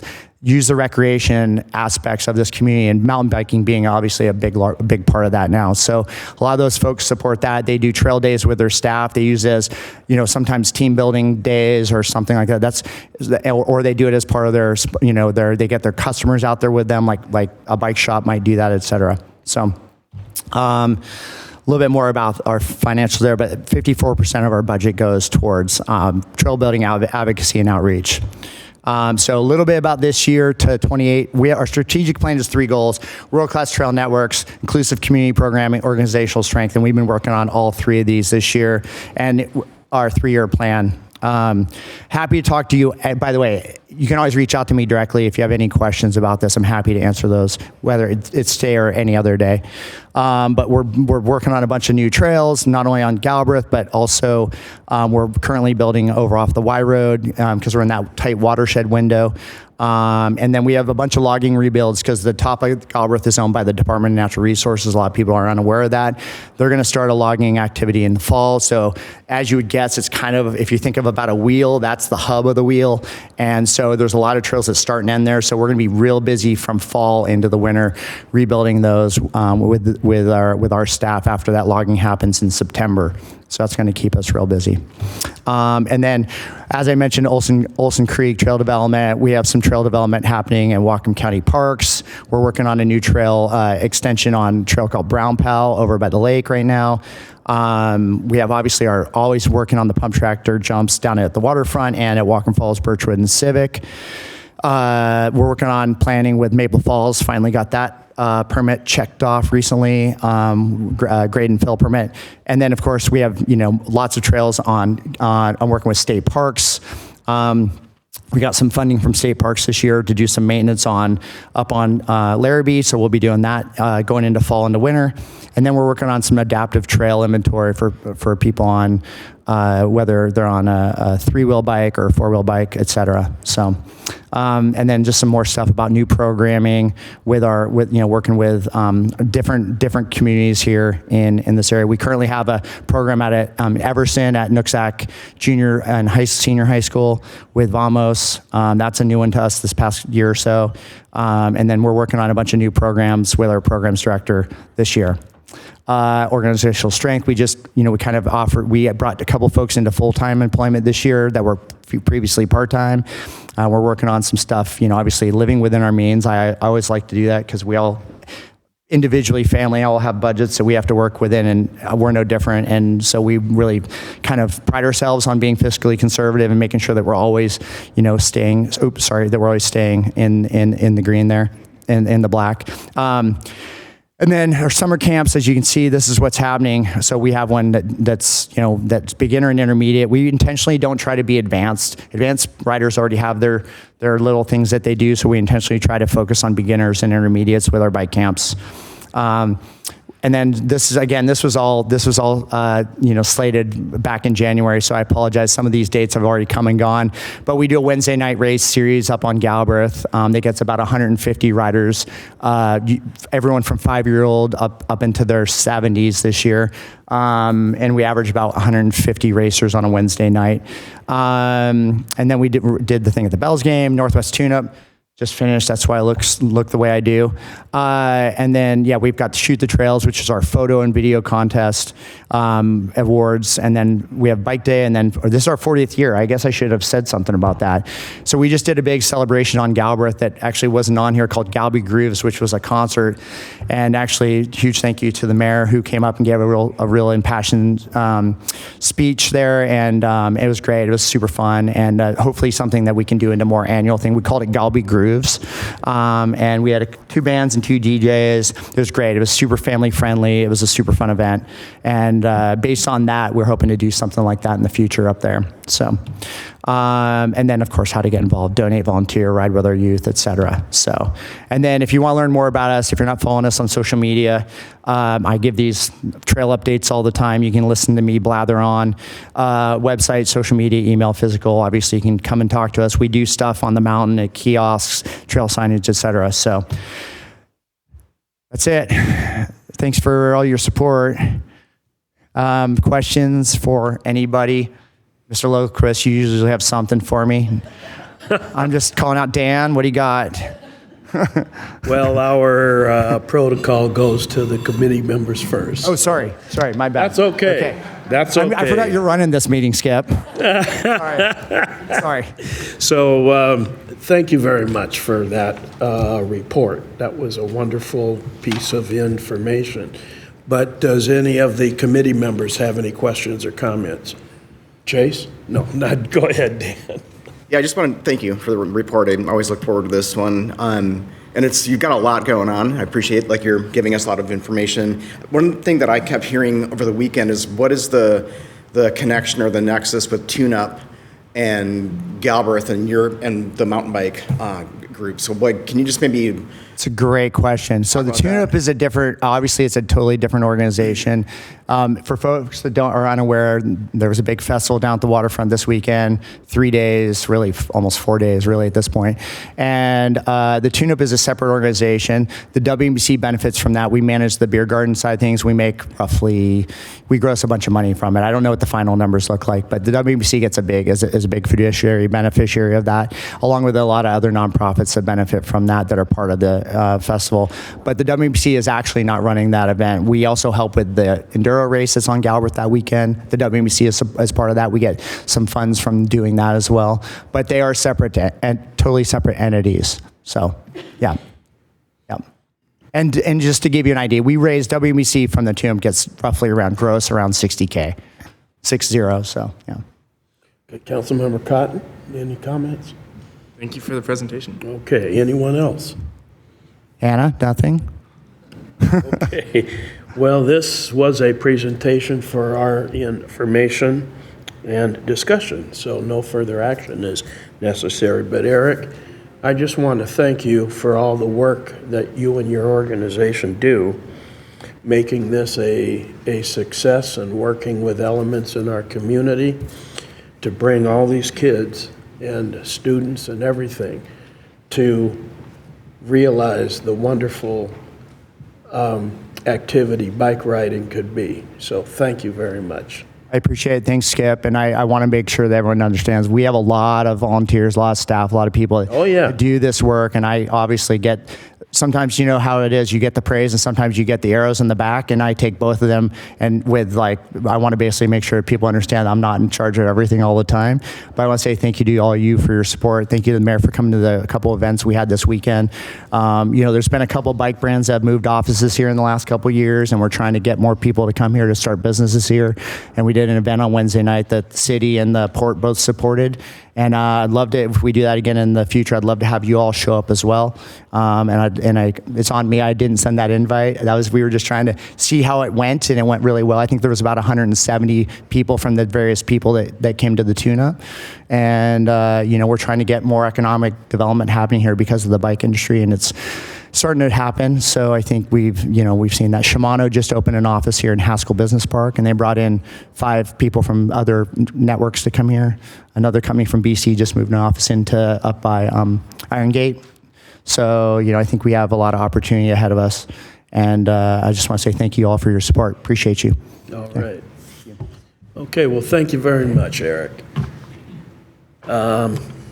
Thank you. I just wanted to mention one other thing. Nicole Oliver, the Parks and Recreation Director, I just wanted to mention that this year we expanded the license that we have with WMBC to manage Galbraith Mountain to include trails that had not previously been part of that management agreement, including the Birch Street Trailhead and the Lake Whatcom watershed properties that are within Galbraith Mountain and have trails on them. And I think it's a great example of our commitment to our partnership, how well the WMBC has been able to communicate with user groups and make sure everyone is informed of what's going on the mountain, and are working together to better delineate where the watershed is and make sure that activities in there are being done really carefully and according to their permits. So I just want to make sure that was another little piece that happened between the annual report being delivered to us and this meeting. Okay. Well, the next item on our agenda is Agenda Bill 24981, which is a contract award for indefinite delivery, indefinite quantity tree trimming and removal services, bid number 12B 2026.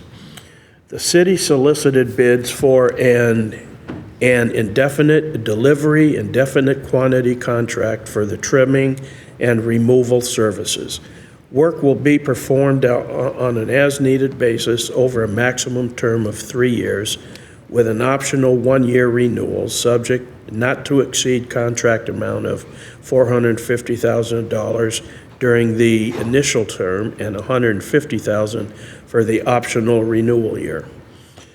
The city received 3 bids for this project that were publicly opened on April 15th, 2026, and Stumpy's Tree Care of Linden was the responsible bidder who submitted the lowest responsive bid. This contract is not subject to the apprentice utilization requirements. So I will turn it over to Nicole Oliver and Steve Januszewski for discussion. Thank you, Councilmember Williams. This is a renewal of an IDIQ contract that we've had in the past. Steve can talk a little bit more about the details of why we need this extra help beyond our own urban forestry crew, who manages an incredible amount of the tree work that happens all around the city. So I'm going to turn it over to Steve to explain a little more. So Steve Januszewski, Park Operations Manager. Yes, this contract is very important to our crews. It's for situations when we have exceptionally difficult tree removals where we don't have the right equipment. We also depend on a contract like this for windstorms or snowstorms when we're overwhelmed by the number of tree removals that have to happen. So it's important to us. I wanted to make a slight note. In your packet, it shows 3 submissions, and the asterisk means they were non-responsive or they didn't provide the proper documentation, and I just didn't want that to be confusing in the chart. There was something missed on the bottom part of that page. So we're just looking for your approval to award this contract. It would be for 3 years, and I believe Public Works can also use it as well for street trees in situations. Okay, thank you. Are there any questions from the committee? Councilmember Hamel. Yeah, this makes total sense to me. I'd move to approve. Okay. Councilmember Cotton, you have any comments? Nope. Okay, Councilmember Lillquist. Yeah, I'm on the committee. Thank you for letting me ask this. I did notice that there were 2 lower bids that were not responsive. Can you just give me a general indication what the nature of the non-responsiveness is? In talking with our purchasing manager, it sounds like they didn't provide the proper documentation. I don't know what that was, if their numbers weren't submitted correctly, they didn't use the proper forms. I don't know the exact details, but they just did not fulfill the requirements of the RFP. Thanks. Okay, any further discussion, anyone? Seeing none, we have a motion to award the contract number 12B for tree trimming and removal services to Stumpy's Tree Care of Linden in the amount not to exceed $450,000. Any further discussion? All in favor, please say aye. Aye. All opposed, motion carries, and I will report this at the evening meeting. So, seeing no further business on our agenda, the meeting is adjourned, and I'll pass it back to Council President Stone. Thank you very much. We will take just a brief break. The next committee is scheduled to start at 1:35. So we'll take a brief break and we will be right back. Thank you very much. Welcome back. So we're going to move forward with the afternoon committee meetings. The next committee meeting is Public Health, Safety, Justice, and Equity, and that committee is chaired by Councilmember Hamel. So I'll turn it over to him at this time. Thank you, President Stone. This afternoon, I'm joined by committee members Williams and Huffman. We have one item before us, and that is an interlocal agreement with Whatcom County for funding to maintain operations for the Alternative Response Team. The Bellingham Police Department values the relationship with the Alternative Response Team, or ART, while applying for a grant through the Criminal Justice Training Center, known as the ESHB 2015 Public Safety Funding Program. The police department asked for just over $688,000 for a 25-month period to help maintain operations of the ART, retain trained personnel, analyze program data, and to preserve the unit's demonstrated benefit to the Bellingham community. And looks like here to take us through our Deputy Chief Ty Elmendorf and Melora Christensen from the Response Division over at Whatcom County. Welcome. Thank you, Council. Ty Elmendorf, Deputy Chief of Services of the Police Department. I just want to elaborate on what Councilmember Hamel said about this program. We partner with the Whatcom County Health and Community Services Department to operate the Alternative Response Team, which is a critical co-response program that enhances public safety through specialized behavioral health support. The ART team is currently deployed during daytime hours and dispatched to calls involving individuals experiencing mental health crisis. These are situations where responses led by a behavioral health professional is often more appropriate and effective than traditional law enforcement approach. The ART team members are embedded also with Whatcom, our telecommunications center, to ensure that real-time coordination and improved triage of incoming calls occurs. This integrated model has proven to be an invaluable resource for the community, reduces unnecessary law enforcement involvement, improves outcomes for individuals in crisis, and strengthens overall service of delivery. However, due to recent loss from the state of $200,000 in annual legislative funding, the sustainability of this program is at risk. Securing funding to close this gap is essential to maintaining current service levels, retaining trained professionals, and preserving the program's demonstrated benefits to this community. The funding request directly aligns with the statutory priorities to support behavioral health professionals in co-response units and represents a strategic investment in effective, compassionate, and community-focused public safety within the Bellingham Police Department's jurisdiction. And I brought, Melora Christensen, who's the response systems manager for the ART team, with me for any questions that you would have, but we would hope that you would authorize the mayor to enter into this interlocal agreement. Thank you. Committee members. Oh, well, I don't have any comment, so. Councilmember Huffman. Could you give us some sense of how much work is being done by the alternative response team, how many calls they're responding to, how long on average they spend per call, anything that the council or the public might find interesting to know about Thank this you. program. Melora Christensen, Health and Community Services, Response Systems Manager. So in 2025, the alternative response team went to 2,140 calls instead of Bellingham Police. We anticipate those numbers to continue to grow as trust in the program and coordination at Watcom Dispatch continues to work. It is working. We are averaging about 15 minutes as a response time, but it's, we're responding in the full city jurisdiction, so we only respond in the city of Bellingham right now. I did not prepare any sort of presentation for you all, but I'd be happy to come back and do a full report out if the council is interested in that. I would say anecdotally from the data that I've seen, we're spending anywhere from 45 minutes to an hour on a call, and that's much different than what you would expect from a traditional law enforcement call. We also provide transportation, and since the alternative response team is part of the Response Systems Division, which also operates Grace, Lead, Street Medicine, and Mental Health Court, we're also able to do kind of in-time coordination while the team is on the way to a call. They're able to pull up our electronic health record and see what program that person might be in, who the case manager is, maybe make some calls to have that person, the support person, join us on the call.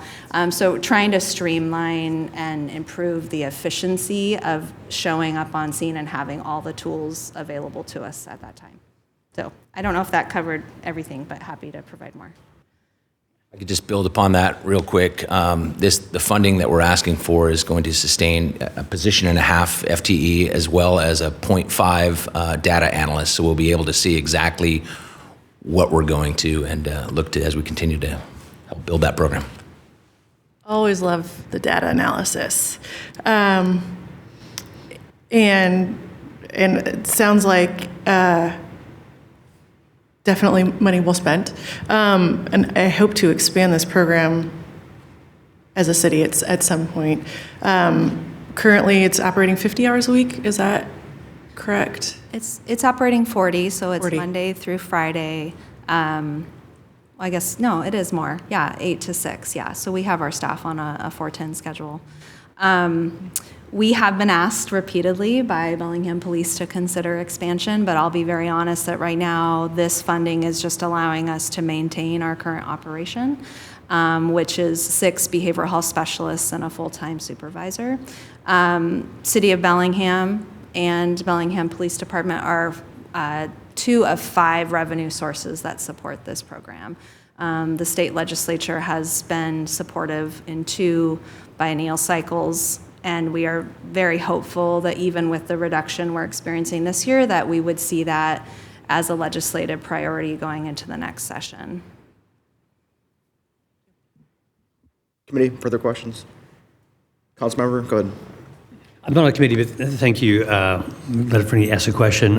In here, under anticipated outcomes, it mentions over 2,100 calls, and it has a target of at least 2,000 going forward, sure.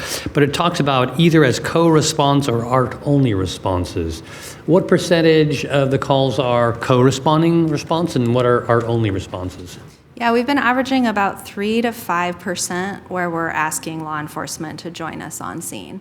So the rest of the calls are being managed 100% by the civilian alternative response team. And that's what's essential about having that embedded employee in the Watcom Center is to be able to triage those accordingly. Council President. Thank you. So just confirming, this item is related to the interlocal agreement, but not to the specific funding allocation. Is that right? I mean, at a high level, it's the coordination. I guess my question is related more to just confirmation regarding the funding sources. I believe, Melora, you just mentioned, so Bellingham and Whatcom County are 2 of 5 funding streams, and so that's the City of Bellingham, Whatcom County, the state legislature. Yeah, the Bellingham Police Department would be the other one through the House Bill grant. So the county and the city are still partners, and then this ILA for the Bellingham Police Department would be another revenue source through this grant. Okay, and then is there a fifth one? Yeah, I'm happy to share with that. So the state legislative funding comes through the Healthcare Authority. So we have a contract with the HCA. We also have a contract with the North Sound Behavioral Health Administrative Services Organization, or the BHASO, for co-response.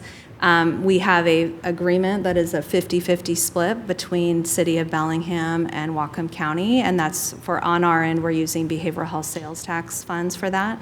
This is new revenue coming from the Bellingham Police Department that will allow us to sustain operations for the next 2 years. Okay, through that grant funding specifically. Okay, because otherwise that 50-50 split with Bellingham and Whatcom, that still remains unchanged, and the funding from Whatcom County is unchanged? Yeah, we are working with the city right now on an updated interlocal agreement for that 50-50 split. Okay. We would anticipate that that number would be smaller in 27 and 28 because of this funding, just with the acknowledgement that this is one-time funding. We don't expect this funding to continue. So if the legislature was not interested in funding alternative response team at the level they have, or we did not have other revenue, then we would be looking to local sources to maintain services going into, starting in July of 2028. So just to be clear that this is a very helpful fix. And I didn't say this earlier, but we're just so grateful to the partnership with Bellingham Police and their willingness to write us into this grant. It really is an incredible reflection of the partnership that we built. Okay. Councilmember Williams. Well, I don't have anything to add other than I have gone on a couple of trips with the team, and I see that as a valuable resource that we have to help deal with these problems. Before I make a motion to authorize this, what's the discussion about expansion? Because when I went out with the team and we talked about a little bit about expanding to a broader range other than the city, is that ever in the discussion phase of program growth? Yes, I will say that we are interested in thinking about what expansion outside of the city could look like. I think part of the reason why the program has been so successful is because we're able to be expedient and respond quickly within the city and take that off of BPD and the calls that they are trying to go to. So an expansion of the program would be a redesign of the program too. Mm-hmm.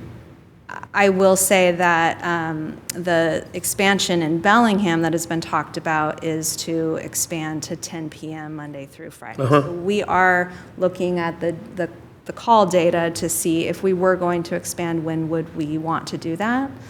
And I think we'll continue to look at that. Without additional funding, I don't believe expansion is possible at this time. Oh, yeah. No, I wasn't asking for a timeline. I was just asking if that had ever come up. So, based on all that, I would make a motion to authorize the mayor to enter into the interlocal agreement with Whatcom County. Okay. Committee, further discussion? So I just want to add my 2 cents. When I was reading the summary statement, it says the Bellingham Police Department values the relationship with the ART, and I want to underscore that I value the relationship with the Whatcom County Health Department and the response division that you head up. I think that partnership is really important, and the work that ART, Grace, and lead and our street medicine program, I think that the broader community has been a leader in these types of responses. And when I read through this at first, I was a little concerned about what happens after the 25 months and how do we make sure that we can sustain this program well into the future to meet the needs of the community. So that is a concern that I have, and we don't have to answer that one today. Just want to put that out there, that I'm 100% supportive of the work, and I'll be voting in the affirmative for this motion. Any further questions, discussion? Go ahead. I just think it's worth noting for all of you to know that we are only one of 2 alternative response teams that dispatches directly from 911, and the other jurisdiction is the city of Seattle. So it's a pretty significant thing that we've taken on and has garnered a lot of state attention. So. Well said. Okay, further discussion? Seeing none, all those in favor signify by saying aye. Aye. Opposed, abstentions, recusals, motion carries. I'll bring it forward tonight. Thank you for the presentation this afternoon. End of committee. Thank you very much. So we will take a brief break. The next committee will begin at 1:55. So we'll be back in just a moment. Good afternoon and welcome back. Our next committee meeting this afternoon is Committee of the Whole. We have a number of agenda items before the committee this afternoon. I know that we haven't had a full Committee of the Whole meeting in a while. There's been an intentional effort to send work to the individual committees when the topic is relevant and on point. So excited to have a full meeting today. The first item before us is Agenda Bill 24973. So this is a presentation and consideration of the City Council Communications and Community Engagement 2026 Work Plan. The proposed City Council Communications and Community Engagement 2026 Work Plan lays out recommended tactics for the council to consider implementing. These communications tactics are designed to increase and improve community engagement with the council. The work plan addresses priorities that council members identified at their April 20, 2026 retreat. The City Council Communications Work Group provided input on the work plan and will help guide its execution. The City Council Communications and Community Relations Manager will present the work plan and outline options for the council to consider implementing in 2026. So for this item, I'm going to turn to David Braun, who is our City Council Communications and Community Relations Manager. So thank you for joining us this afternoon, David, and I will turn it over to you. Thank you, Council President. I'm David Braun, City Council Communications and Community Relations Manager. And I want to start out by saying this has been a long time in the making. It's taken many years and many people's efforts to get to this point, and it's a privilege to carry this work forward. Over the years, the momentum has waxed and waned with people coming and going in these offices, and as times change, but there have always been voices on the council who have advocated for a greater initiative and more independence and more connectivity with the community. And I think this is the right council to bring that to fruition. So council staff is at the point where we can provide support to foster and grow that connectivity with the community. And I'm going to present some options for you to consider. And all of these align with the City Council Communications and Community Engagement Plan and the City Council Communications Charter that you passed in April. And all of those broke up the City Council Communications Plan that was passed by Council in 2017, with Councilmember Lilliquist being a big part of that. So what I'm asking you for today is to approve this work plan, and with the acknowledgement that this is the start of an iteration, and also with the acknowledgement that progress does not require perfection. And we're going to commit to using metrics and feedback to improve as we go. So this plan adds a significant number of opportunities for council members to communicate and engage with community members. And these options are really about adding regular touches with the community.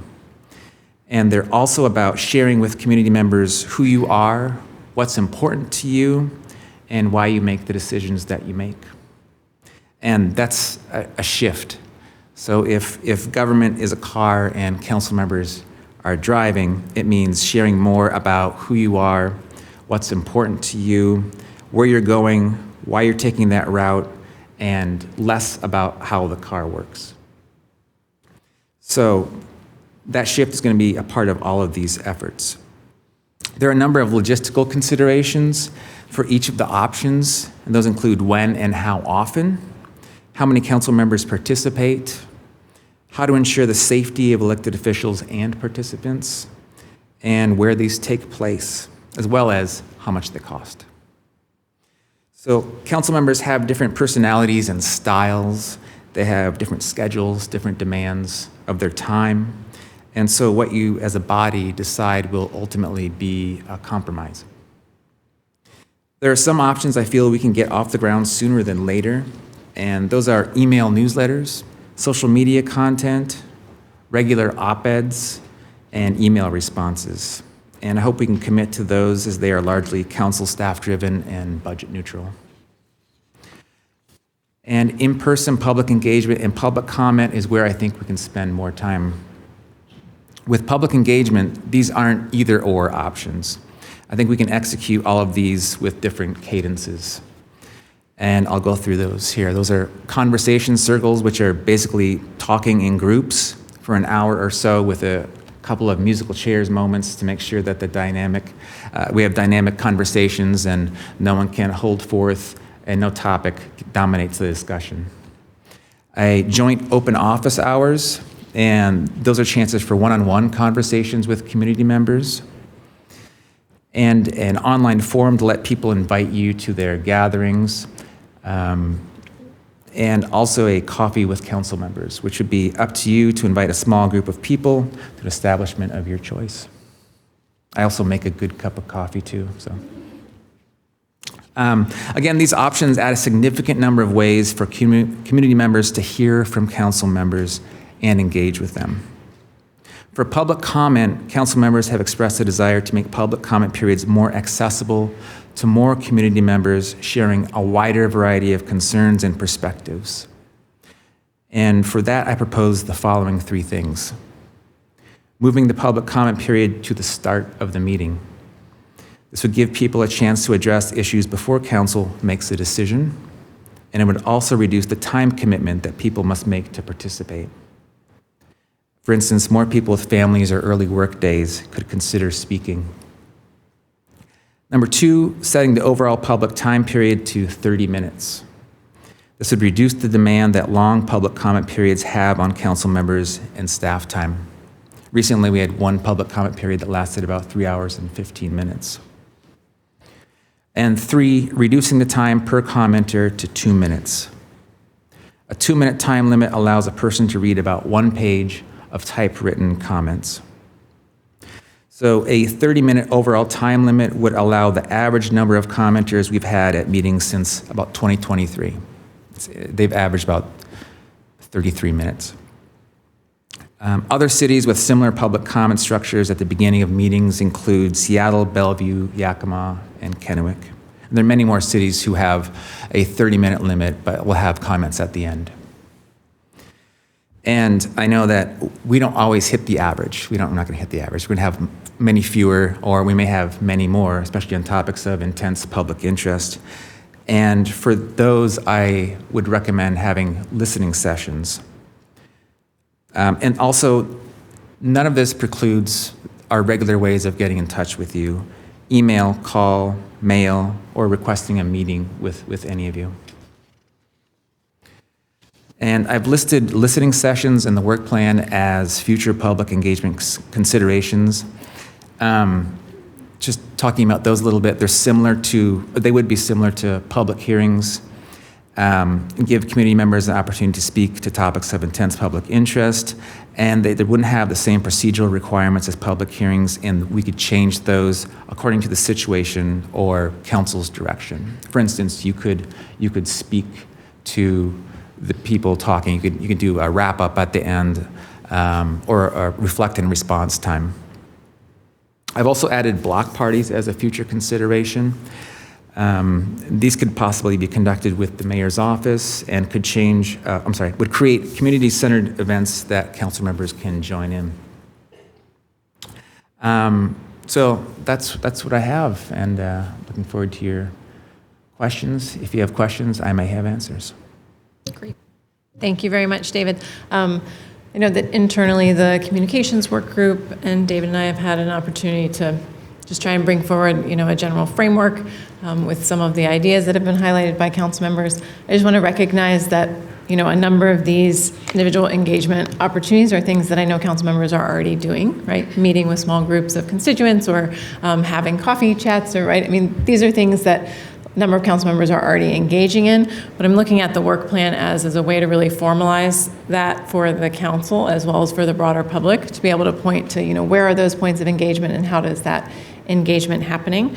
But then with respect to, in-person public engagement and the public comment specifically, wanting this to be an opportunity for feedback from council members, and just wanting to provide one additional piece with respect to the public comment and moving that to the beginning. So from my experience serving as chair of the council back during COVID, when public comment was suspended for a period of time and we had a hybrid and other things happening, there was discussion about our YouTube channel and sort of the archiving of meetings and how to preserve that access, and concerns about maybe medical misinformation, right, or other things coming forward before public comment. And so for that reason, we have had up to this point public comment really separated from the general meeting. You'll notice at the end of our meetings, right, there's that changeover to YouTube, from YouTube to the Zoom meeting. And so this would also, in discussions with legal as well as BTV and others, confirming that those risks are minimal, and at this point feeling confident that we can sort of rejoin those meetings, but wanting to make sure that we do so in a very intentional way and that we check off all of those points. But that's why there was some delay articulated in the plan, that if there were changes adopted, right, allowing us a couple of months just to make sure that we have everything in alignment, but wanting the broader council to know that that those concerns have been, for the most part, addressed, and that we don't have concern in bringing those meetings back together. So anyways, wanting to open that up for a broader discussion from council members. Councilmember Williams? Thank you. One of the things I like about this is that it creates a framework for us as a body, as opposed to 7 individuals going out and doing their own thing. I like the concept of the listening sessions. I think that's a valuable process. I also like although at first I said, I don't know about moving the public comment period, but the way that you have mapped it out, I really like that. And that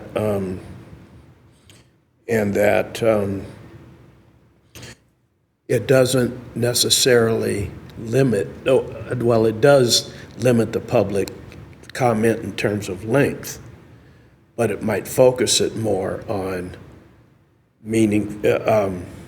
focused comments rather than an hour and a half of listening to the same comments over and over again. It kind of gets to the point of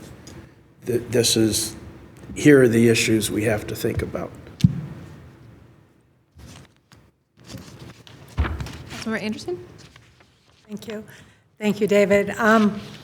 I was one of those folks that when I came on council, I was really shocked how, in a way, unorganized our communication was, because we couldn't talk to each other to know who was responding to an email. And so when somebody would send it all to council, some people might get 5 responses and others would get none, but they're based on volume because it was COVID and there's a lot of people who were home on the keyboard. There was no way with hundreds of emails coming in a day, everybody could get a response.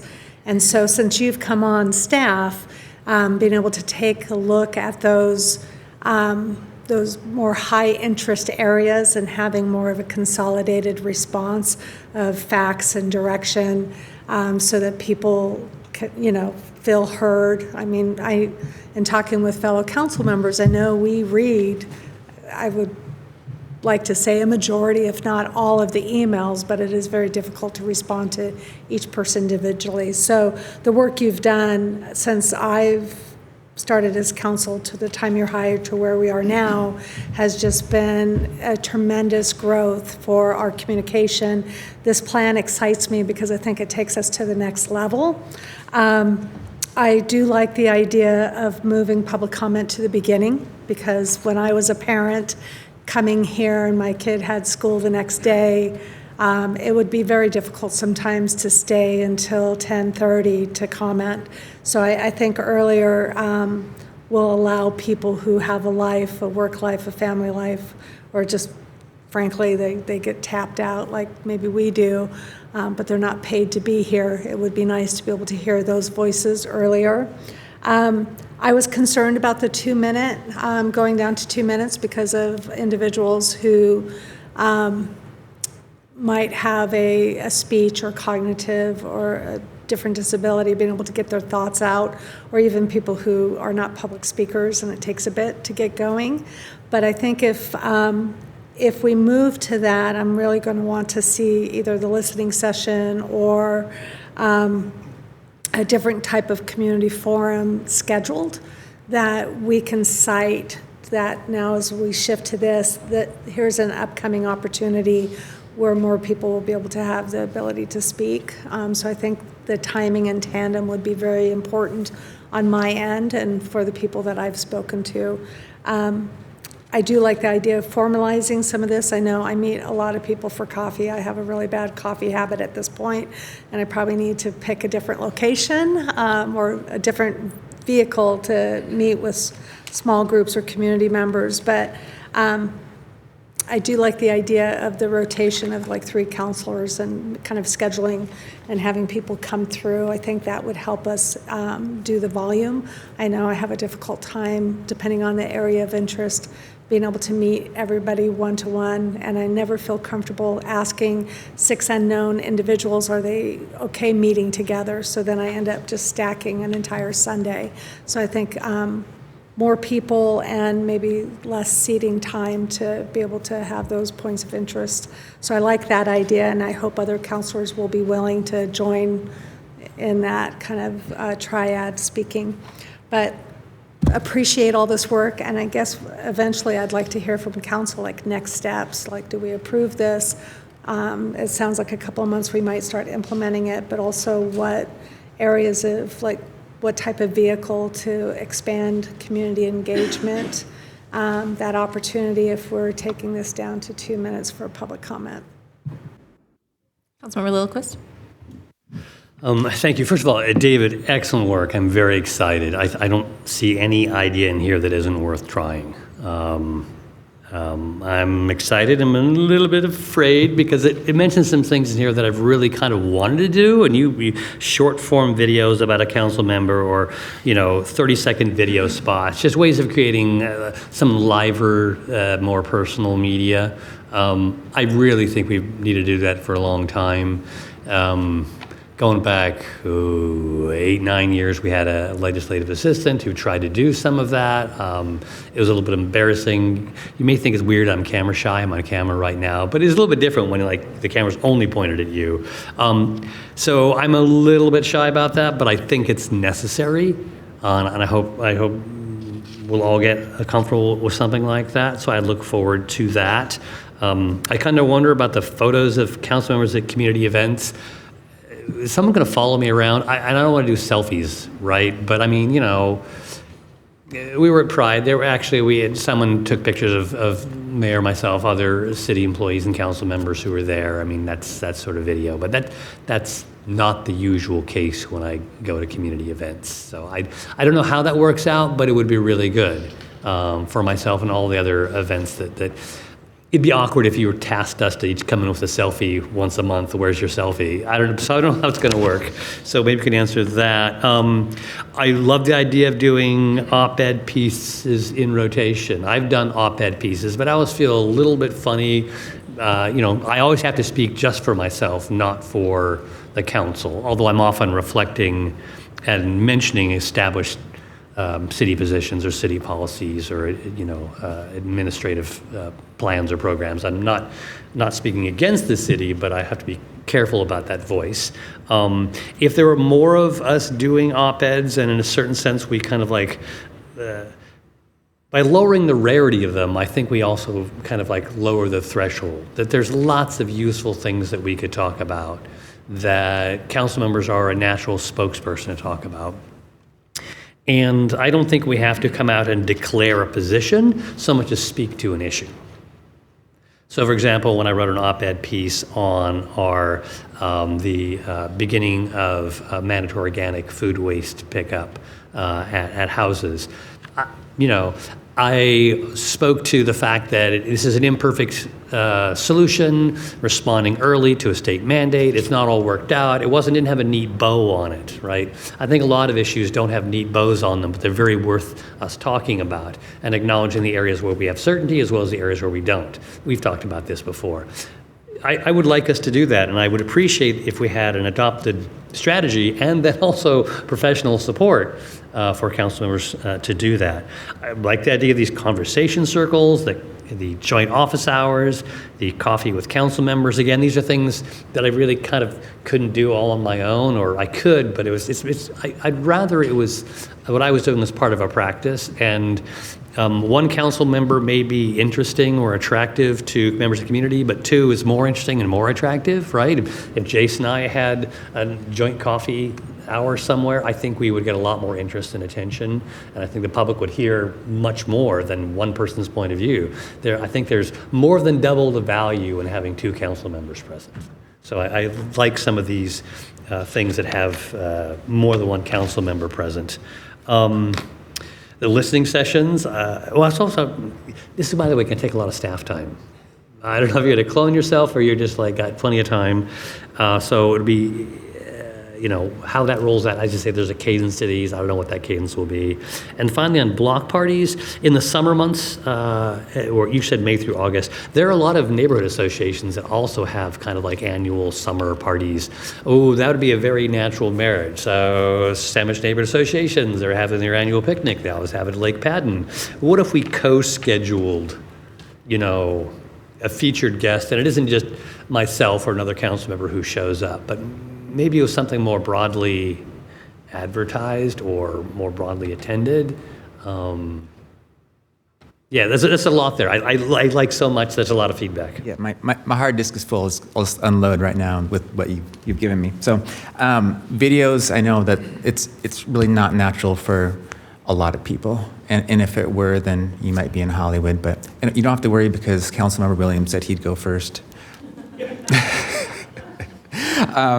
Photos, I can't follow you around like, council paparazzi. And you would see any photo before I would publish it. And it's not my intention either. Like you referenced the Pride photos. I think Janice took a number of good ones. It'd be something of that nature. Op-eds, what did you bring up about op-eds? I just thought it'd be nice if there were more of them, in a certain sense, if they're more frequent, there were less weight on each one, they're more natural. Yes, it's the regularity of it. And you don't, like I said with my analogy about cars, you don't have to talk about how it works. You can talk about something that you've been thinking about, something that you've been, that has moved you, it's something you've done in the community, something you've seen, something you've witnessed. Doesn't really need to be something even you're working on. But something that, speaks to you and speaks to your responsibilities. Joint coffee times, I love that idea. I think that could be up to you individually. And yes, the listening sessions, some of this is a lift, but I think establishing the schedule for these is fine, but also, it's my job. I think we have a good team in council. I'm not going to speak for Jackie or Iris, but I'm hoping they would help a little bit. But I think once we get into the routine of this, it wouldn't be a huge lift. And it's not going to be so regular as to be all-consuming, so I'm not concerned about that. Yeah. Councilmember Hamel? Thanks for doing this. This is long overdue. And I think a lot of pieces they look very effective. There's some things I don't agree with, and other things. One giant thing that was, to me, that was sort of missing was that every one of us serves on a board, a commission, or a committee outside of our council work. And so that's not, this is the very public view of city council, but I just did a quick inventory. I think I'm on 8 boards and commissions right now, and that's pretty typical, for at least for me. And they give me an insight into parts of the community that I can learn a lot about, and people can understand that we extend out into the community on issues that are germane and relevant to broad parts of the community. So I just want to signal that. And then the op-ed piece, I used to do an op-ed pretty much every other month or every 3 months before COVID. And it was an expression of a lot of the work that I was doing in the incarceration prevention and reduction in that world. So maybe I just said everything I had to say in those op-eds, but I do think bringing those back would be valuable. And I think that there might be an issue with, are you expressing your personal opinion or perspective, or are you speaking for the council, and how would that part work? And I know that you started to address that here in the plan. As far as the public comment period, that's one method of a way for the public to engage. I don't support moving it to the front of the meeting. I've been on council long enough to see both how that happened when I first started and then now at the end of the meeting. And part of the reason, maybe it's just a philosophical perspective, is that I don't know how well our public education system talks about like civics and how small governments, or how a city government works. So when people come here into chambers and they watch us before they make a public comment, they're seeing the everything, the good, bad, the ugly of how local politics and local decisions and policies are created. And I think there's value in that. And I don't think that that's a perfect way to do that, but I think that's a way for people to become more informed about how their local government works. And oftentimes, we're not making a decision that evening, especially for an ordinance. There's got to be a first, second, and a third, and those happen on 2 separate days. Resolutions, different, I acknowledge that. But I do think that, I see the value in having it at the end of the meeting. And as far as like time constraints, I want to think about that a little bit more. We have talked about that, about a 2-minute. I think that maybe that's the way to go. As far as a 30-minute for the entirety, the totality of a public comment, I'm not quite sure about that one. I need to think about that one a little bit further. But overall, I do want to acknowledge the work that you put into this. This is a big body of work, and then there being 7 of us, it makes it probably to some degree more complicated that way. So thank you for the work that you put into it. Appreciate it.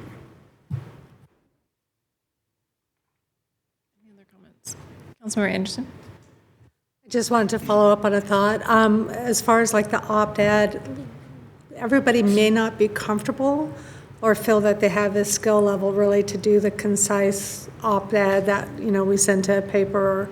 But I was also thinking another branch of that would be interviewing a council member, where somebody could speak to something and then have it consolidated. But I think it's a perfect opportunity to interview a council member to really, for the community to understand a lot of the additional work and the committees that we're involved in, or the nonprofits, because there's a whole nother section that isn't being televised, that people don't really know the work that we do unless we're talking to them personally about it. So I think that aspect, I would hope would be interesting to the public, but also educational on more of the branching that we do. There's a lot more than just our Monday committees that we're all involved in. So having the opportunity to have that information go out would be wonderful. And my hesitation I like the idea of the beginning of the meeting for the public comment, because I think of the people who can't stay until 10 o'clock because it's late, but there is value in having it at the end, because then our staff and the directors and stuff can leave during that section, and then we're not putting a time limit on. I know some people haven't always been thrilled when we have that 3.5 hours, and I do feel for our immediate staff that have to be here supporting council through that. But the other side of that is if people are here, I feel like we should listen to them all, and that's kind of at least the 7 of us up at this dais get paid, and I hope everybody else who has to stay, they get the release time in order to make that up for that endeavor. So I do understand some of the, I see value on both sides.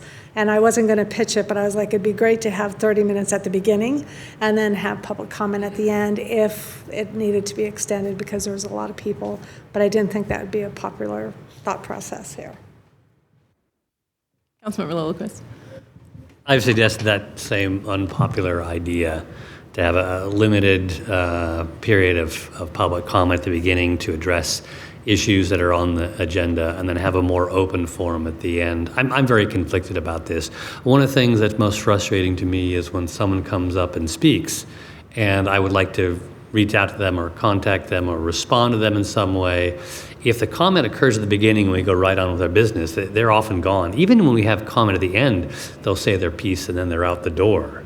And that's really sad for me because I had some way I want to connect them. When they're at the end of the meeting, one of the things I've discovered, a value I did not know was there, is I will often get up and there's like 1 or 2 people who said something and they're still here in the audience and I can do some kind of a little follow-up or a thank you or something.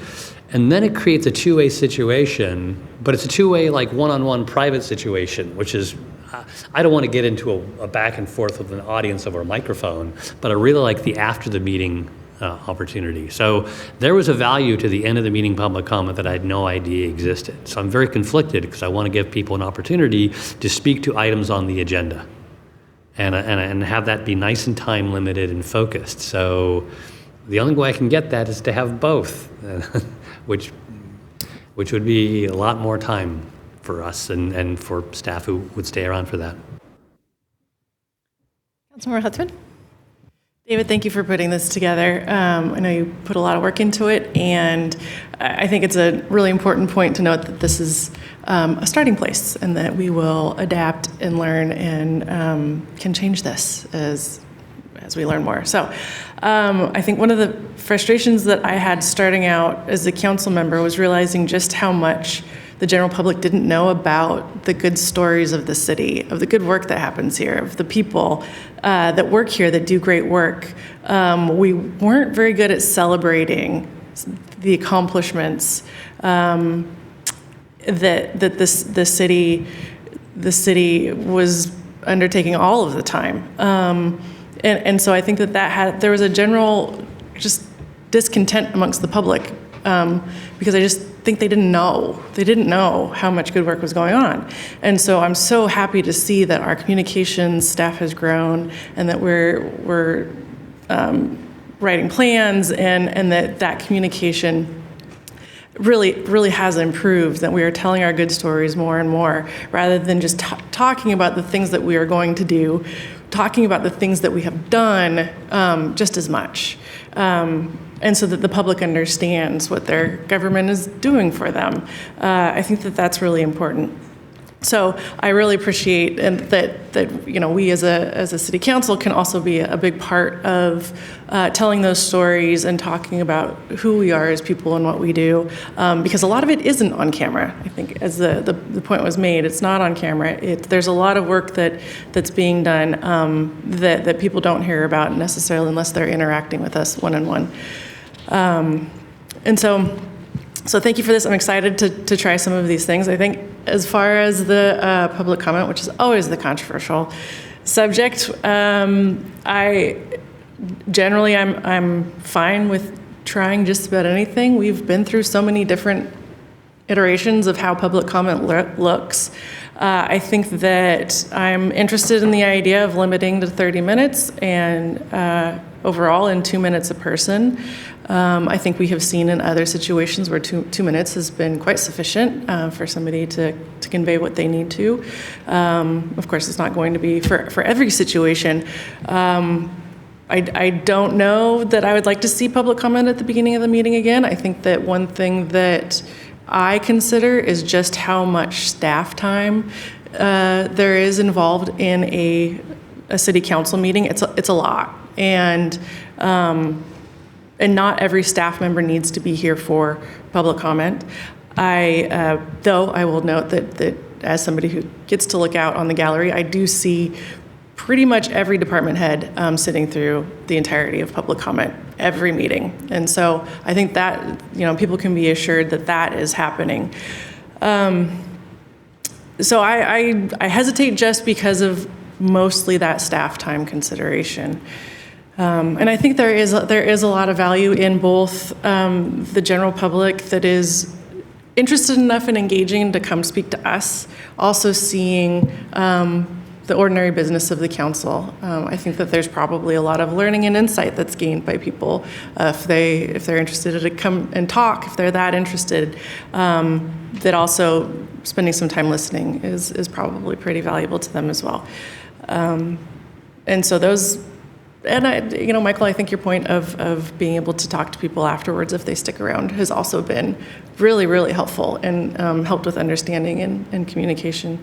So I'm assuming we're not going to make a decision today about the public comment period. Maybe we can have a little more time to talk about that, but those are my initial thoughts. So in response to a couple of those, I know that we have other items on the agenda. One, I guess I would request and follow up with David for us to add under the public engagement priorities, perhaps another subsection that addresses Councilmember Hamill's item that just speaks to the service of council members on external boards and commissions, sort of generally just acknowledging as a part of this work plan, right, where those points of contact happen. To Councilmember Lilquist's comment about the attendance at community events, right, that are already happening. I think that's something that is already happening, right? The neighborhood association has a picnic and we go as a council member and the rep maybe for that particular part of the city or within our ward. But formalizing a process where, right, we're able to also keep track of those events and when they're happening. And, Jackie's done a great job of, keeping us up to date on events, but I think having a more formalized process so that we're all aware of when those are happening and can choose to attend. With respect to the council voice, when you're talking about op-eds, as well as in the email responses, I think what's been helpful this year that we've been trying to really clarify is what is the council's voice and how do we speak with that voice. And so part of the collaboration and help, between Melissa and the broader communications team is recognizing, right, when are there inquiries for members of the public that really are better addressed by staff? Are these questions really about the nuts and bolts of city operations and, a particular project or plan that's being rolled out? And so being able to coordinate that and, pass that off to staff to be able to respond directly versus, where are the places and points when council members, can weigh in on policy discussions and facilitating that communication with members of the public. So that's an ongoing body of work, but appreciative for David leading that and really helping to hone, right, where's our lane in that work. The listening sessions and the ability to have, again, a more focused opportunity for topic-specific opportunity for community members to come forward and speak. So I'm thinking when we do have those long comment periods where there's a particular issue that's bubbled up in the community and there are strong opinions maybe on all sides or on one side, being able to have a listening session or a public hearing that is topic-specific, right, and not having that monopolize the entire meeting, but having a dedicated time and space to hear those comments and to have that come forward.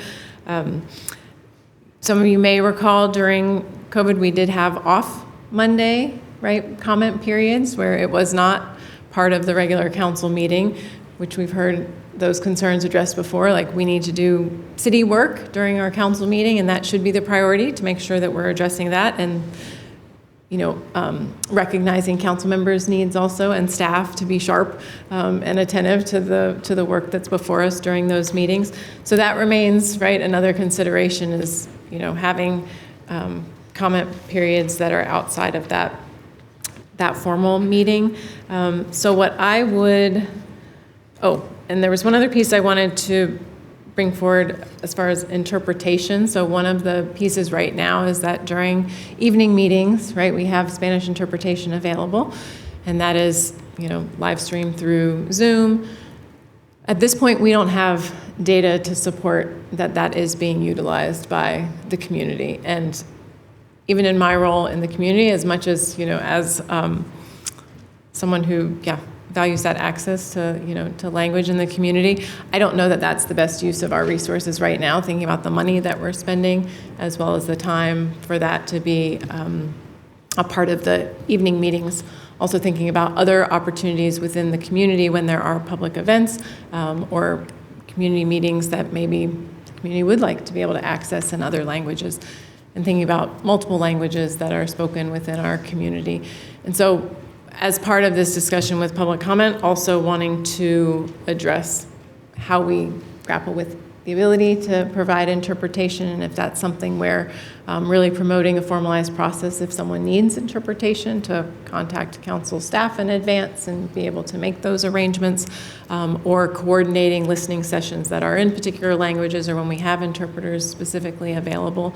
But right now, I don't know that that's the best use of resources, and I don't believe that it's really serving the community that we're attempting to serve through the, those changes that were implemented.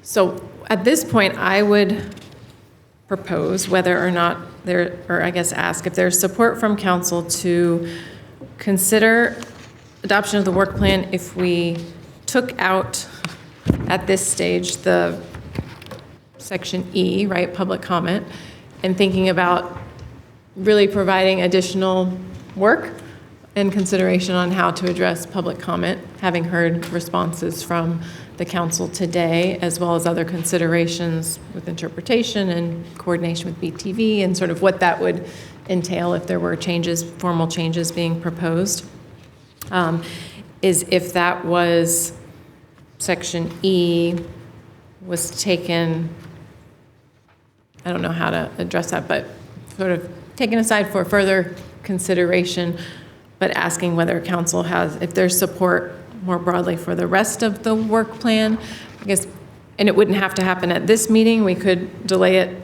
for consideration for a formal vote at the next meeting, but I don't want to see the work that could go forward, right, in this work plan, thinking about newsletters and some social media posts and other pieces that David is really excited about moving forward on. I don't want to see that delayed because we are going to go back and forth about public comment perhaps for a couple months.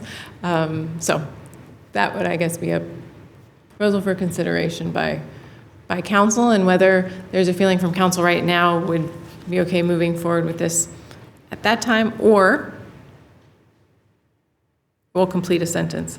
I guess at this time, maybe I would propose that we bring this back at the next meeting, incorporating the change that I was mentioning with respect to Councilmember Hamill's comments about boards and commissions, just highlighting that work, and maybe making an amendment to address how we can count public comment,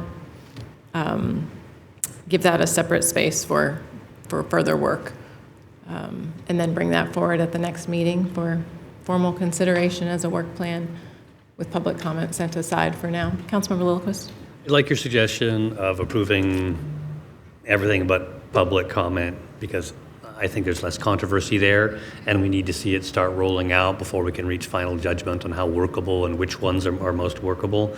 But also, it's also because before we touch public comment, which may step on a few toes, or whichever way we go, we're going to like displease some aspect or whatever. I want us to move forward on something. I want to do the forward-moving parts first. Let's say we decide to move it to the beginning and limit it to 30 minutes. That might be seen as a constraint. Well, that constraint is acceptable if people have already seen us start rolling out all the other opportunities. Oh, there's a listening session scheduled for Thursday evening.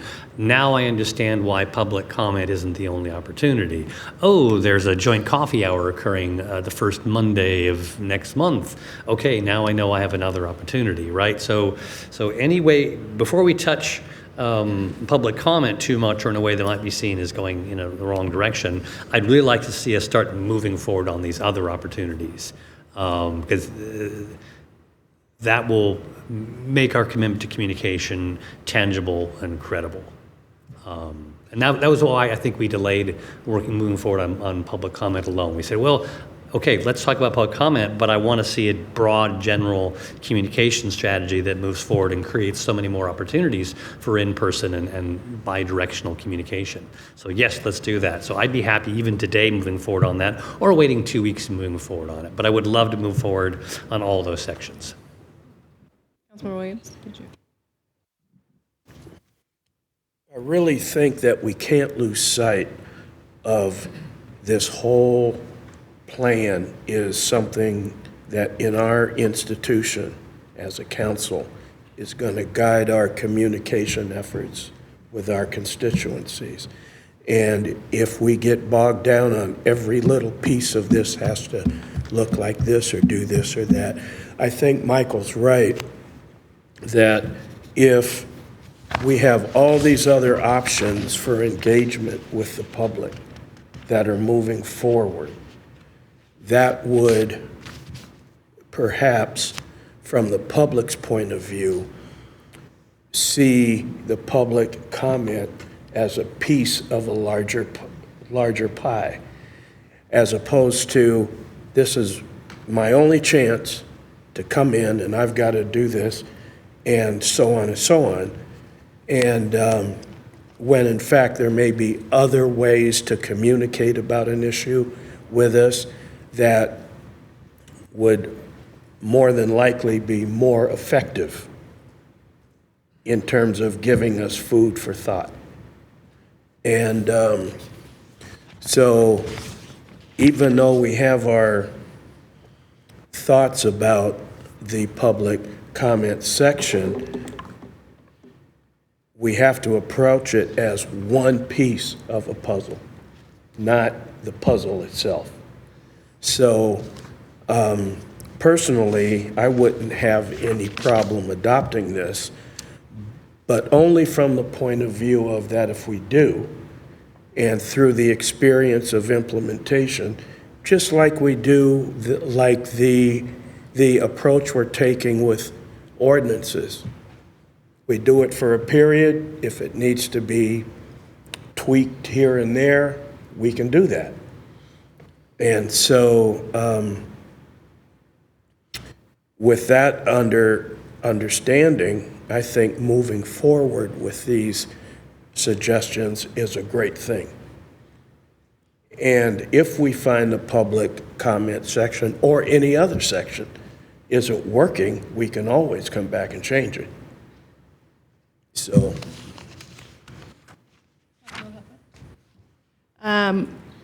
I agreed, Councilmember Lilquist, that I think that this document as a whole is really important to communicate the different ways that people can communicate with us, and the opportunities. I think many people don't understand that there are so many other ways to communicate with us other than public comment. Sometimes that can be something that has a lot of layers of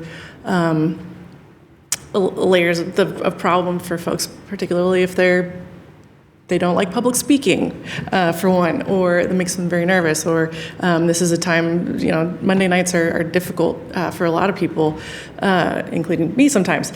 And so I think as a whole, I think it's important that we're presenting to the public, here are the many different ways that you can communicate. Maybe there's one that suits you better than others, and we are open to all of them, and we'll be working on all of them.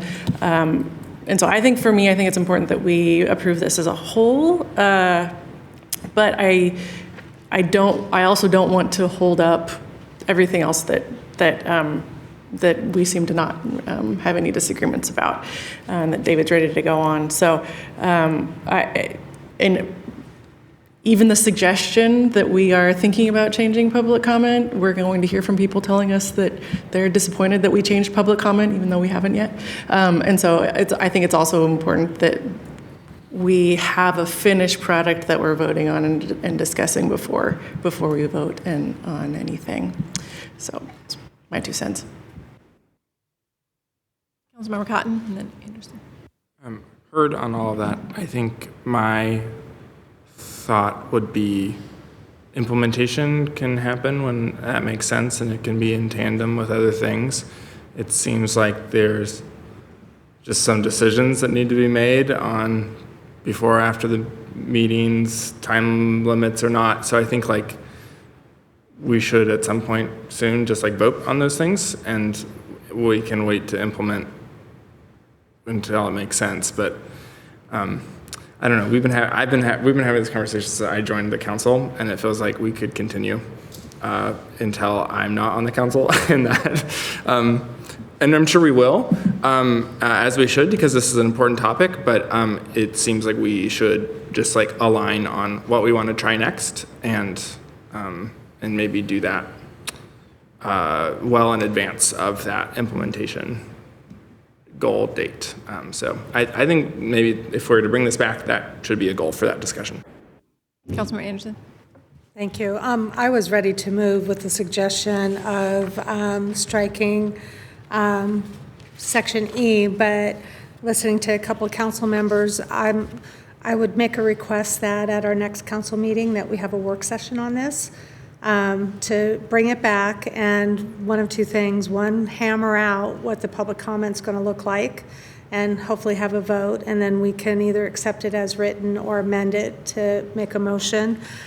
Something I would also like to discuss is like if we do go forward with the listening sessions, which is in the plan, perhaps coming to an agreement. Are we going to do this quarterly? Are we doing it monthly? Is it going to be just bi-yearly?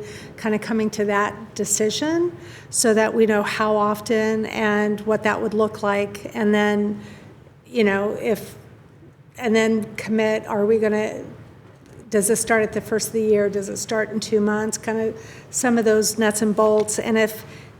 And hopefully if we all chew on it and think about it the next couple weeks, maybe we'll be able to come back at the next session, approve it, it's done, and now we know what we're doing going forward. And if not, consider moving what we can work on forward, and then admit E and continue to work on it, because I see the value in getting this approved sooner than later so some of the work can start happening. We've been discussing where public comment goes and how long we would talk since I've been on council. And I have a feeling we could keep talking about it until I'm off council, and I'd like to see this work happen sooner than later. So I'm okay deferring it for one meeting. But after that, I'm going to want to take a vote so that we can at least give David enough stuff to start knowing what he can work on and roll out some of these good options. But hopefully we can come back at the next meeting and come to a decision. I appreciate it. Thank you all very much for the feedback. We will take that into consideration, bring it forward at the communications work group meeting, and we will hash out a revised work plan and bring that forward at the next meeting. So thank you. Councilmember Lilliquist, quickly. I like where you're going with this. One question came up and I want to ask it here. With regard to the listening sessions, how quickly can they be spun up? So for example, I think tonight we're going to get a lot of attention to the parking ordinance. How quickly could we have spun up a listening session on that? And also we got a flood of emails with regard to a campaign seeking transportation improvements. There you go. How quickly could we have spun up a listening session on those issues? Again, the idea is to take public comment, offline out of this meeting, but online to some other occasion. How quickly could we respond to those? Because those are two things that we could see coming only a week or two or maybe 3 away. I think the biggest thing would be the pace at which we can let people know about it.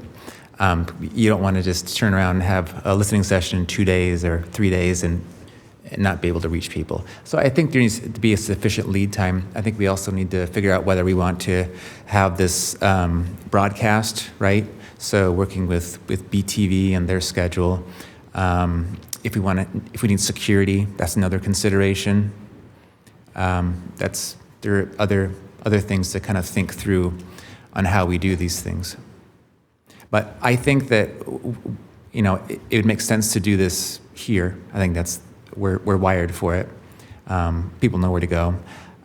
If you add a different location, I think that's just another consideration. So I think it'd be faster to do it here, work through some of those things, like what shape you want to have, what kind of investment you want to make, and what that would cost, and then move forward from there. That wasn't much of a response. I don't know. I would say if you, I think it would need. I would love to have like at least 2 weeks in advance to promote once you have those other things nailed down. I think it depends. I mean, once certain of those, certain logistics are put in place, and if there is a cadence to things, I think then maybe flexibility would be greater. Also, if there's a channel for communications where community members are able to find that information and to, receive more timely updates, that could be, but definitely a lot of pieces that have to be finalized beforehand, so. I would just add, depending on the topic, staff may need to be prepared to help all of you in the conversation. And so that looks different depending on the complexity of the conversation. So. And that is one of our goals is, right, to not, prior listening sessions in coordination with staff and having a presentation and then community members able to speak and staff there to respond is really to, again, figure out what is the council's voice and the council's role, and to, as much as possible, to have these be engagement opportunities that are not taking on sort of that additional, placing that additional burden on, on staff to do that work if that's not, not necessary. But again, it would depend on the particular situation and topic, and obviously needing to coordinate with staff. So it all, yes, feels easy and then is very complex. And I know that we have multiple items still to cover in a lengthy executive session. So Councilmember Anderson. Just real quick, I think the idea is the definition. So listening session, we did those during COVID where there was 3 of us and it was listening. It was a chance for the public to come forward.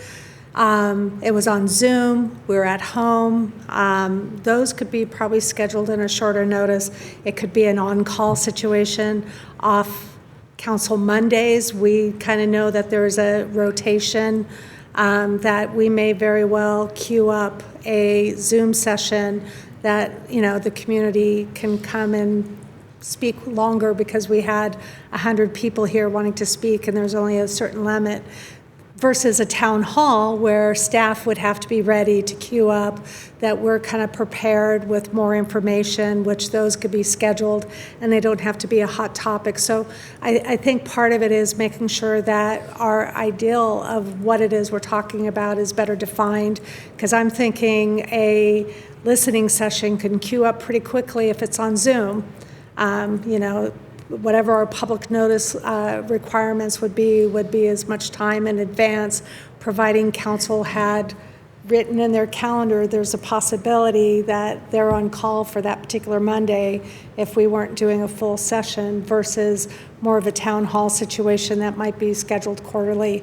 And that's a topic that we choose to communicate out to the public, but it can be more of the back and forth dialogue, kind of like the town halls the mayor has been doing on specific subjects within the community. So I think we have more conversation on what our thoughts are, what these meetings are, and we can have both. But it's like, make sure we're talking about the same definition. Thank you very much. So we'll take those notes back as well to the communications work group. Thank you very much. I know that this is a big topic and a heavy lift for the council and something new, and also a first glance from all of you at what David's been working on. So thank you very much for the feedback. So we will be bringing this topic forward at the next meeting again for follow-up and further consideration. So thank you very much. Thank you, David. I appreciate your time. Okay, so the next agenda item before the council is Agenda Bill 24974. This is a discussion of initiative number 2026-01, prohibiting algorithmic price fixing in the rental market. So City of Bellingham Initiative Measure Number 2026-01 concerns the prohibition of algorithmic price fixing in the rental market. The Whatcom County Auditor has verified that the petitioners collected signatures equal to not less than 10% of the total number of votes cast for the office of mayor at the last preceding municipal general election. That was approximately 3,167 votes. In this work session, Council will discuss how to respond to the initiative. As required by the Charter and the Municipal Code, Council may enact the initiative, defer it to the voters, or reject the measure and propose an alternative measure that would appear on the ballot along with the initiative. Council action must be taken by our next meeting, which is July 27th, 2026.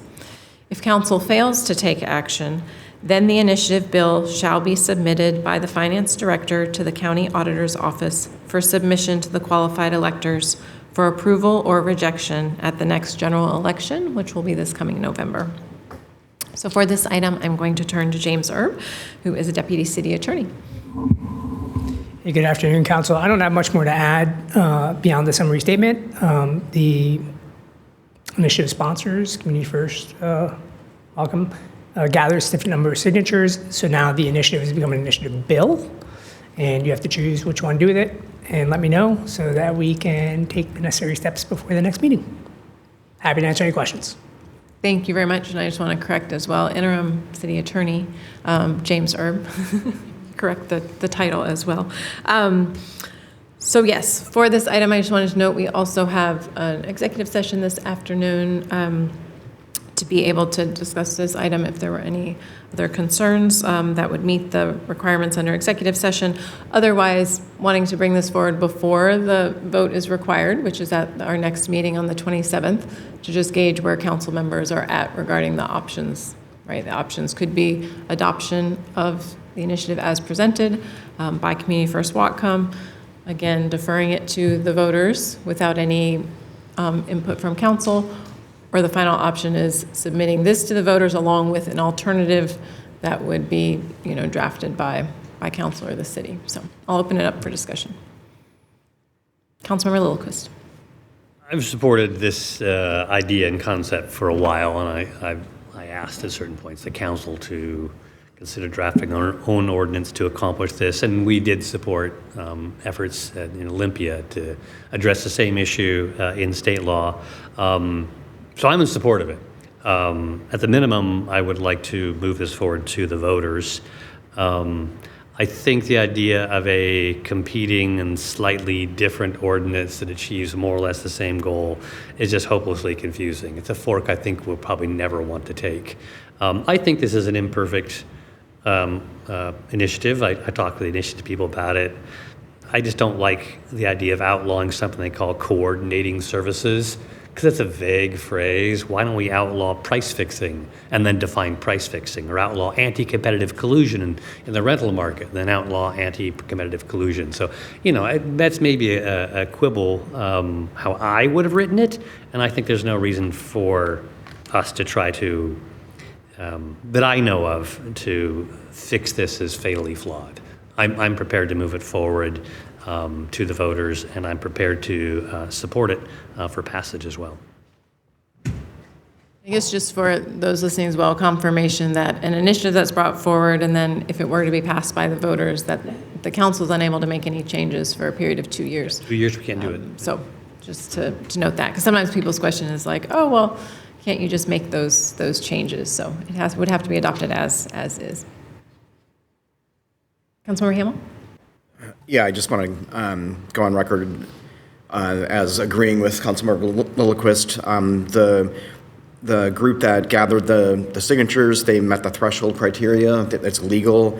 I do agree that having some kind of other similar item on the ballot would just be confusing to voters. I would just defer to voters. Councilmember Anderson?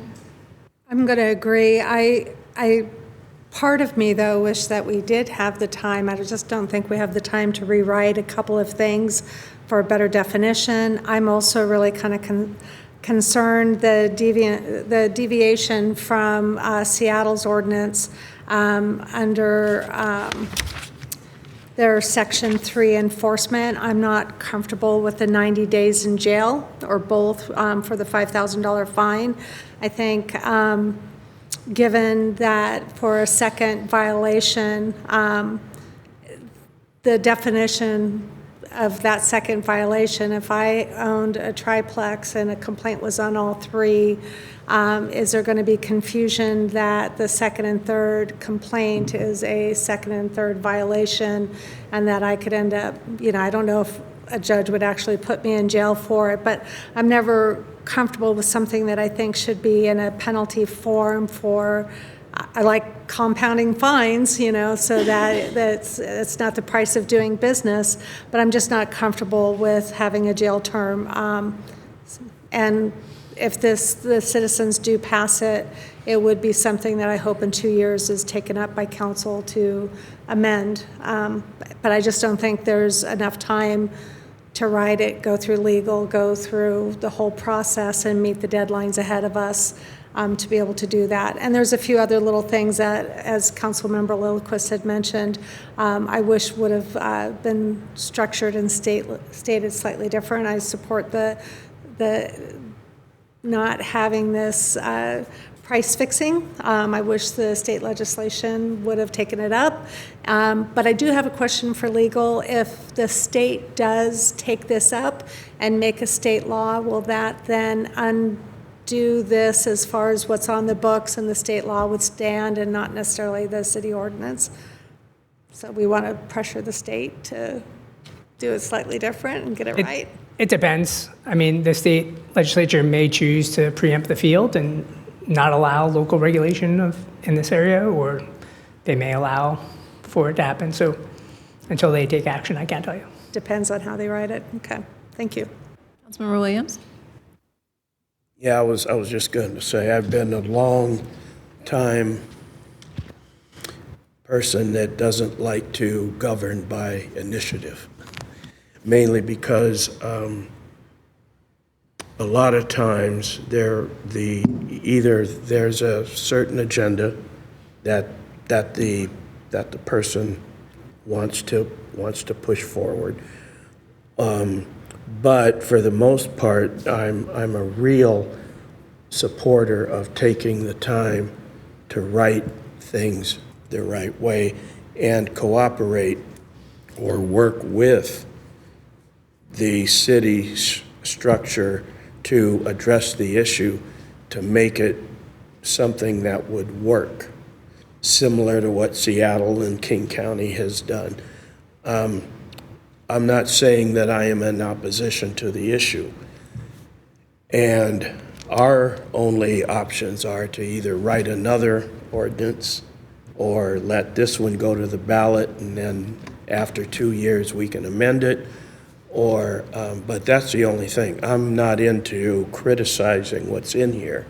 Our decision has to be either we're going to rewrite it and submit a separate one, or allow this one to go forward and so forth. But if the state were to do something within the 2-year period, could we address it the same way that we did the gross misdemeanor for open drug use? Was as soon as the state passed it, we modified ours to support that. Well, it's an interesting question. It's just we don't know what the state may do. No. Yeah, I so said if the state adopts rules that are different than our rules, that are preemptive in nature, those state rules would control. Right? Mm-hmm. We can't have rules that conflict with the state rules. Yeah. That's what I was asking. And if it happens within the 2-year time period that we can't change, this would have to conform to state law. Correct. Okay. Councilmember Cotton? This was very near the top. Our lobbying agenda wasn't an order of priority, but it just happened to be listed near the top of that document. So, this is something we've all thought a lot about. We did get that email with the concern about the criminal penalty. So I just maybe want to ask the administration or acting city attorney, Herb, the only people that could bring a criminal case would be, a public prosecutor. Or do you think we're chomping at the bit to lock up landlords for subscribing to software? No. So thank you. So just to maybe address that concern, and yeah, the language is may. It's also the language on separation violations is also may, and I think we had that conversation recently around the alley closure ordinance, where we really do have a team that's judicious and fair and thinking about good stewardship of public funds when we think about what cases to bring in and under what framework. And so, I do think if this is enforced, it's almost certainly would be enforced through the civil side of things. So, one other just comment is I really appreciate meeting with lobbyists for RealPage this week. I heard out their concerns. I wasn't convinced, and I told them that, but I appreciate their engagement, and I think if this goes forward, it will be with a commitment from me, certainly, to continue to talk to stakeholders, and I'm assuming this will pass at the ballot, and certainly I think Seattle and King County and Spokane and others would agree that have done this, that state level action is preferable, and so I hope we can continue to lobby for the state to provide a consistent framework for compliance across jurisdictions. So that's all I got. Councilmember Cotton, could you summarize, just for those who maybe weren't in that conversation with RealPages, what the concern was? Yeah, so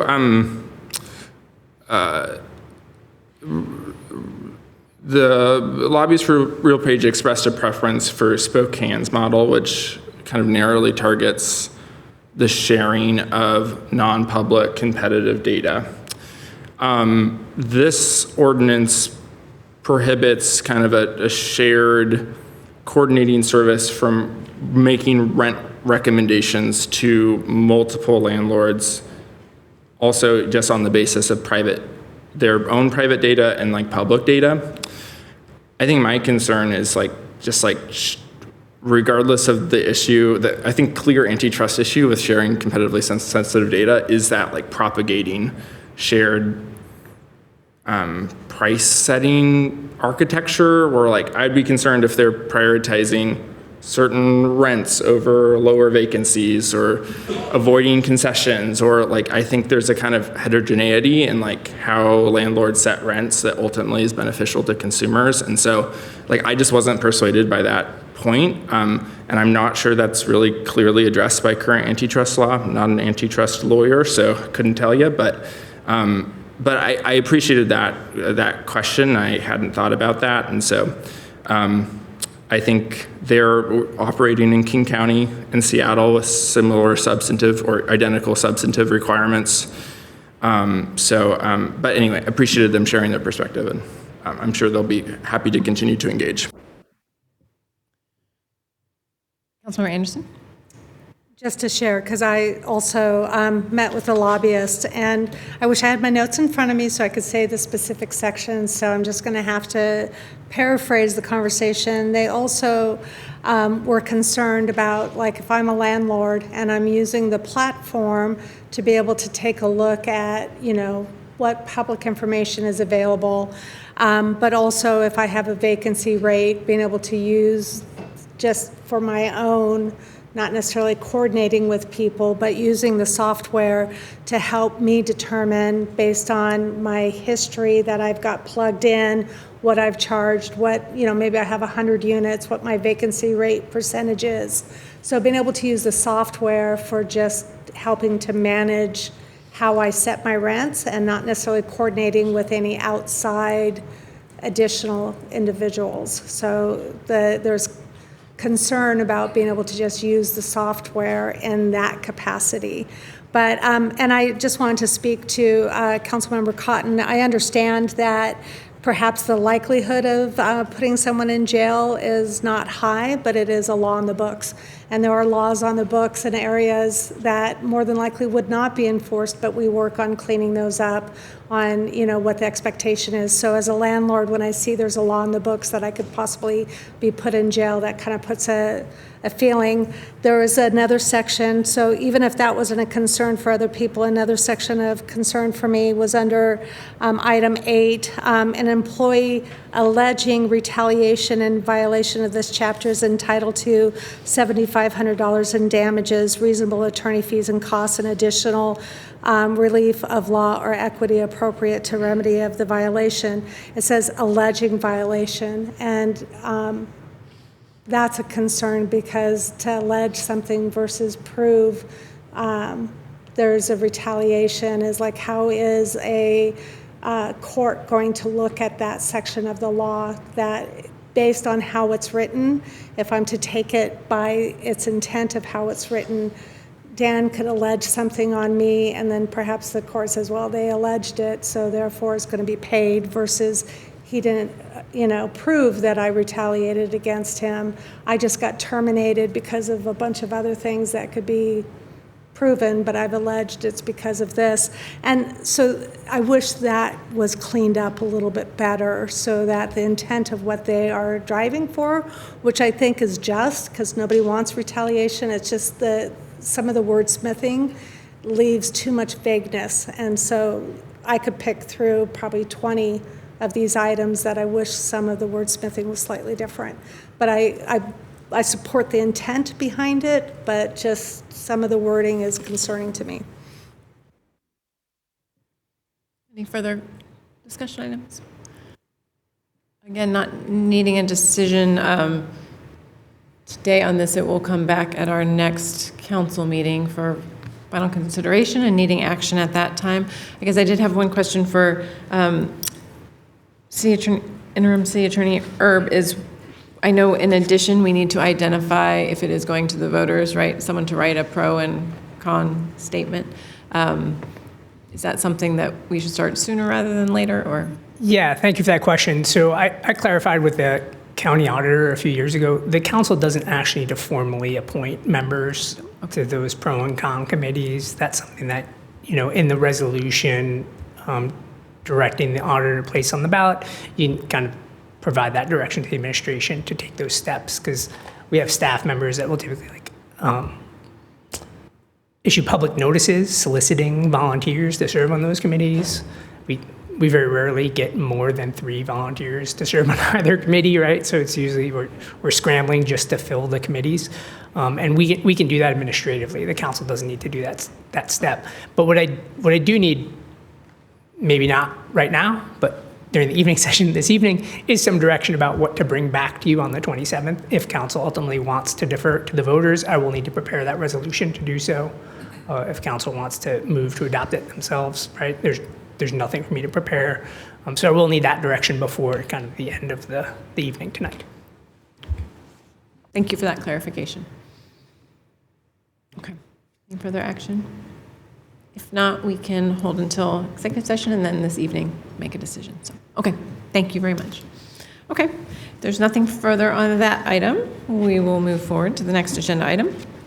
The next agenda item is Agenda Bill 24977. This is a resolution proposing amendments to Article 5, Section 2, and to Article 8, Section 6 of the City of Bellingham's Charter, to allow the mayor or the mayor's designee to execute contracts in the name of the city and to eliminate the related requirement that the finance director attest to the signature of the mayor. So this resolution would put a measure before voters to streamline the city's contracting process and facilitate adoption of electronic signatures for city contracts. This includes 2 components: allowing the mayor's designee to sign contracts and removing the requirement for the finance director to attest to the mayor's signature and physically attach the city's seal. If passed by council, this measure would go before voters at the November general election. And so for this item, I'm first going to turn to Deputy Administrator Forrest Longman.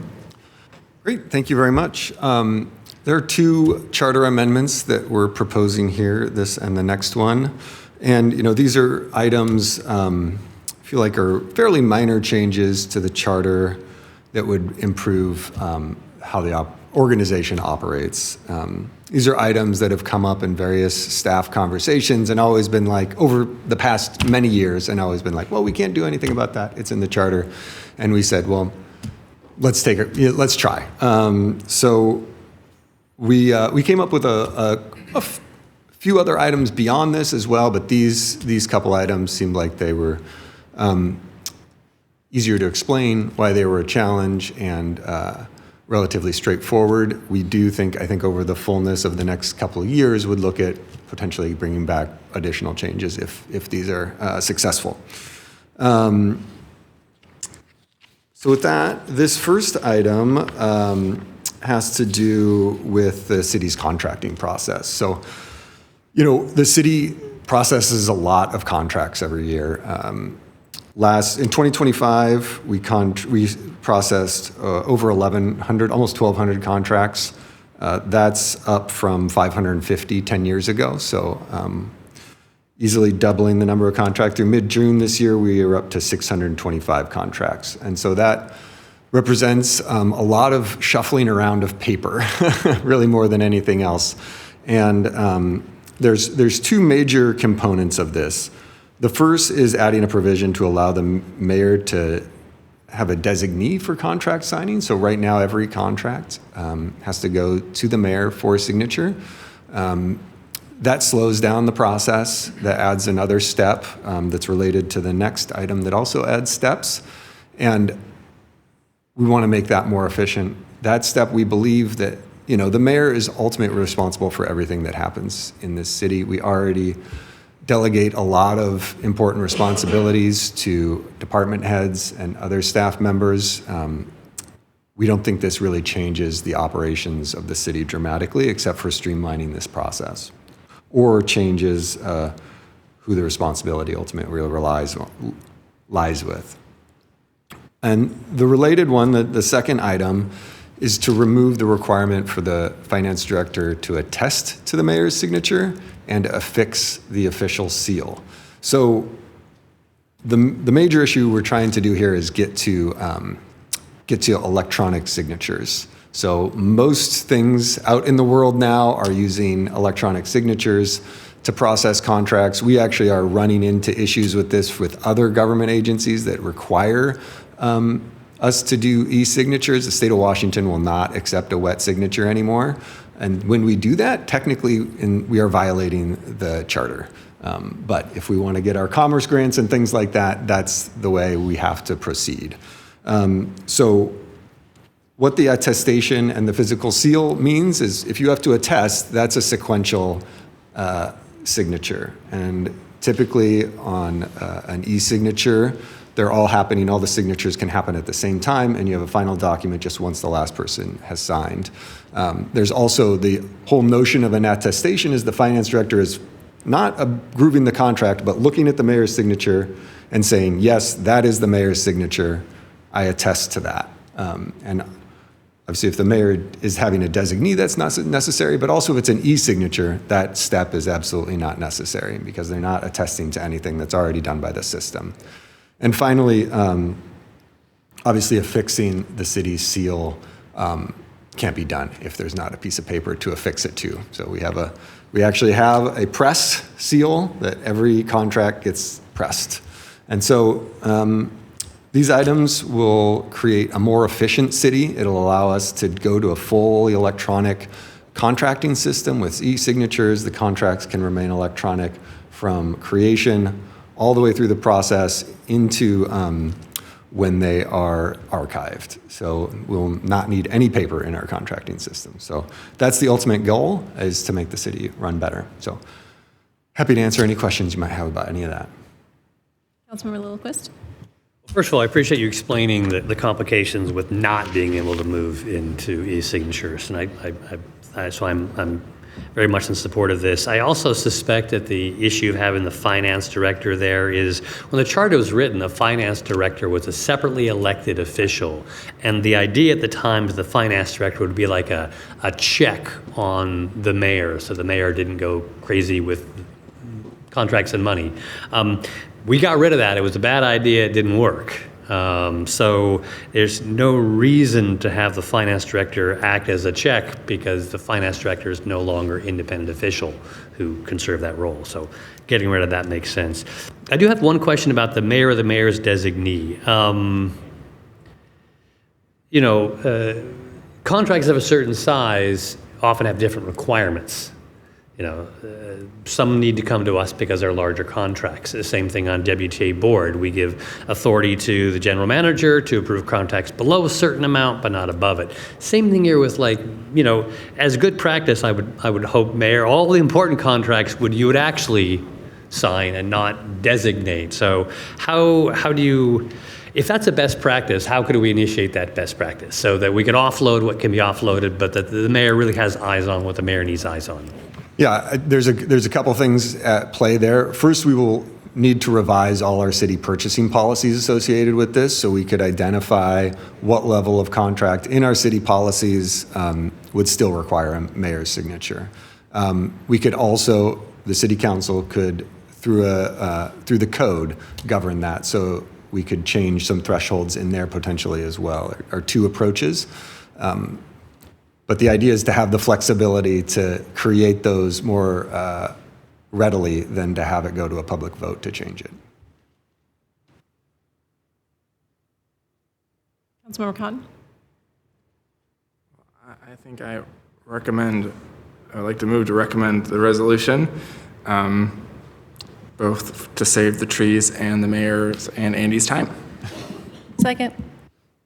Motion's been made by Councilmember Cotton and a second by Councilmember Huffman. Councilmember Anderson? So with the mayor pro temp, I had that lovely job of having to drive across the county to come in and sign when the mayor was on vacation.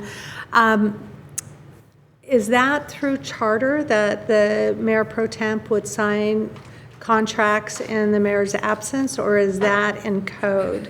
Because I'm wondering, because I do like the idea of a threshold so that if department heads are going to be signing contracts, that there is a little bit of gatekeeping. I'm just not worried about our current administration, but setting things forward in decades to come. You never know who will be mayor and are they going to show up and do the job. So I'd like to make sure we're setting future councils in the city in a good spot with this change. So knowing more, is that code and is that where we would make a change, or would it be a new code? And does it change mayor pro tem? Thank you for that question. It's the same charter requirement that the mayor pro tem is acting under when they're driving across county to sign all those contracts in the mayor's absence. It's the same requirement. So by eliminating this requirement, if council wants to put this on the ballot before the voters, it would also eliminate that requirement.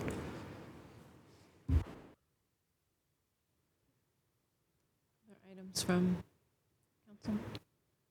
So I guess the one question I had, any concerns regarding, well, I don't think at this point, but any electronic signatures, right, and concern about potential fraud or identity theft, or, right, things being, how that's protected and ensuring that authenticity of the contract? Yeah, well, I don't have a perfect answer for that. I don't know if I could jump in here. So electronic signatures are authorized under both federal and state law, and they are widely regarded as being more secure than wet ink signatures for reasons that may be obvious to you. But there's that digital authentication that goes along with it. So, I mean, down to the IP address of the computer used by the person to do it. So it's much more secure as a means of authenticating a signature than the pressed city seal on a wet ink signature. Thank you. I appreciate you addressing that. Okay. Anything else? Okay. If not, we have a motion before us by Councilmember Cotton and a second by Councilmember Huffman to move to approve the resolution. All those in favor will say aye. Aye. Any opposed or abstentions? Okay. Seeing none, that passes 7-0. Thank you very much. And the next item, again, related, Agenda Bill 24978. This is a resolution proposing an amendment to Article 2, Section 9 of the City of Bellingham's Charter to assign responsibility for reviewing and fixing the mayor's salary to an independent salary commission.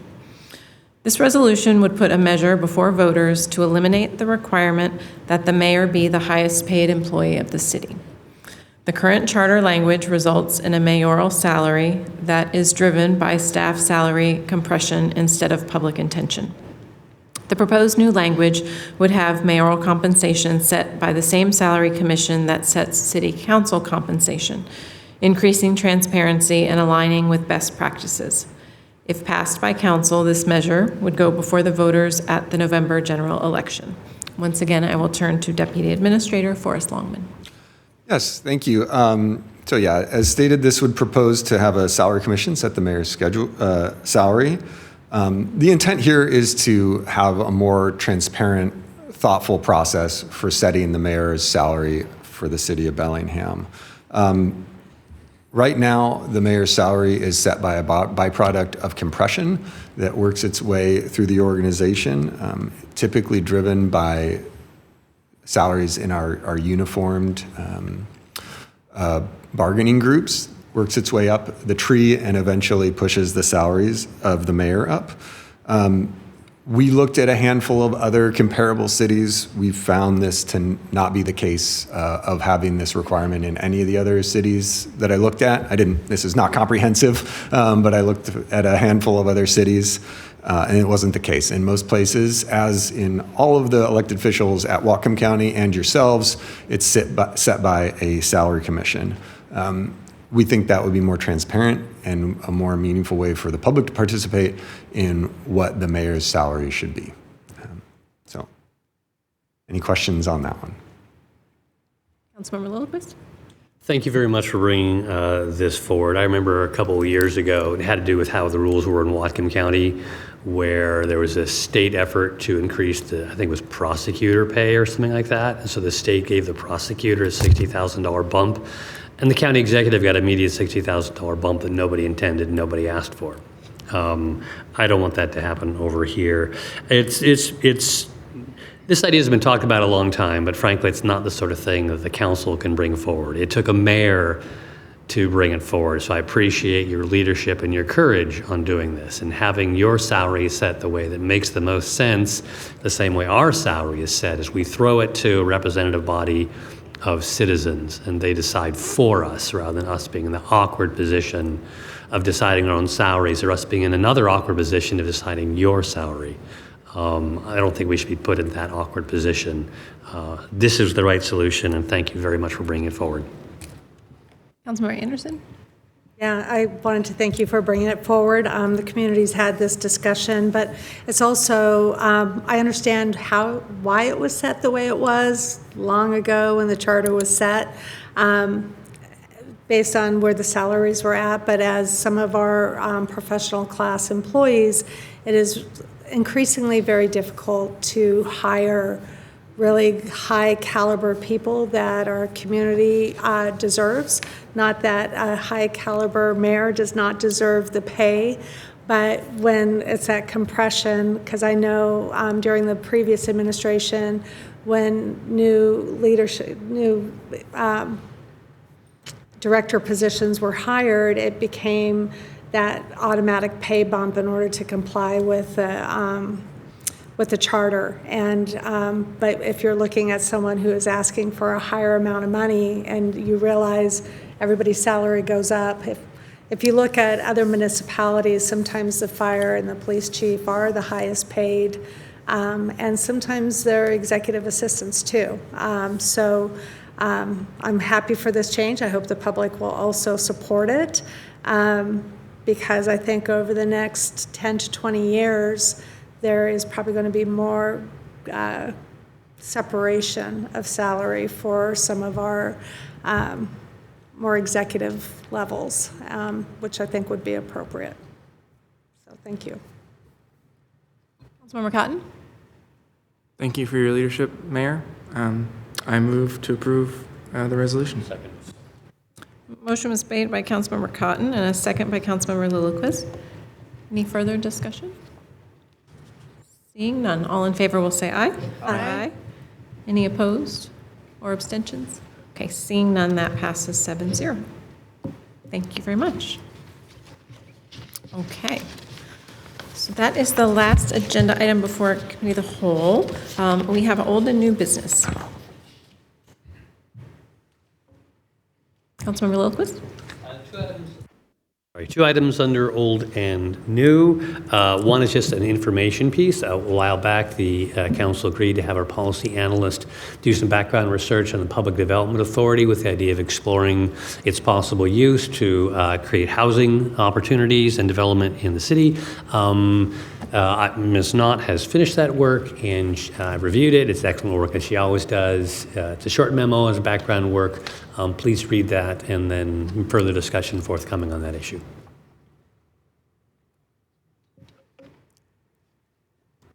Councilmember Lilquist? Next item. Also, I brought it up a couple months ago based on issues that I identified well over a year ago. Actually, were identified to me by a community member that had to do with technical and language issues in our city ordinance that requires 120-day notice of rental increases. And so I've got a little memo that you can see and some maybe suggested language, but really my motion is that the administration look into the three identified issues that are fixes to the language of the rental notice ordinance that in no way are intended to change its purpose or intent or its outcome. So, for example, what is a legally sufficient means of delivering the notice? Well, the state law defines what that is, but we didn't. So technical fixes on notice, technical fixes that has to do with subsidized housing, where if the rent goes up, the tenant's rent doesn't actually go up because they're all under different sets of rules and their rent is capped. So Seattle ordinance deals with that. Maybe we should too. And the final one has to do with workarounds in dates and how you could require response sooner than 120-day notice, so maybe it doesn't really function as a notice. I've already talked with planning staff about this. As a matter of fact, some of these issues are may be brought up on an August meeting that's already a planned agenda by the planning staff. But as we discussed, city council shouldn't speak informally and to staff. The administration has suggested that it's far better practice if we do this in open motions. So I would like to make a motion for the administration to look into the three issues related to the language in the 120-day rental notice ordinance and to bring forward possible changes to the current municipal code that might address those issues. Second. Motion's been made by Councilmember Lilquist and a second by Councilmember Anderson. Discussion? Councilmember Cotton? Yeah, I think this is important. I think there's kind of an unfair pressure tactic that some maybe corporate landlords have figured out, which you can offer the renewal 9 months in advance and then give people 60 days to decide before other listings are available. And so that does feel counter to our intent to give tenants time to plan and kind of just align market norms around something that's fair and workable for everybody. But the other thing I've just heard from landlords is it's just they need to be able to issue a 60-day notice if the lease isn't going to continue. So just sometime in advance of that, the tenant would need to be required to respond yes or no to a lease renewal offer. And then just the one other piece is when we updated the rent increase notice period to 120 days, we did not increase it for no-cause lease non-renewals, which it remains at 60 days. And I just think it would make sense to align those two numbers. If we know it's a lot of work to be able to find a place to move to, regardless of the reason that's listed on the notice from your landlord. So those would be my two thoughts. And I know we have an exciting work group on the way to maybe flesh some of this out as well. So I'm supportive of the motion. Councilmember Anderson? Yeah, I want to thank Councilmember Lilquist for bringing this forward. I know community member Carrie Burnside had identified some of this and has been on the back end kind of a reminder.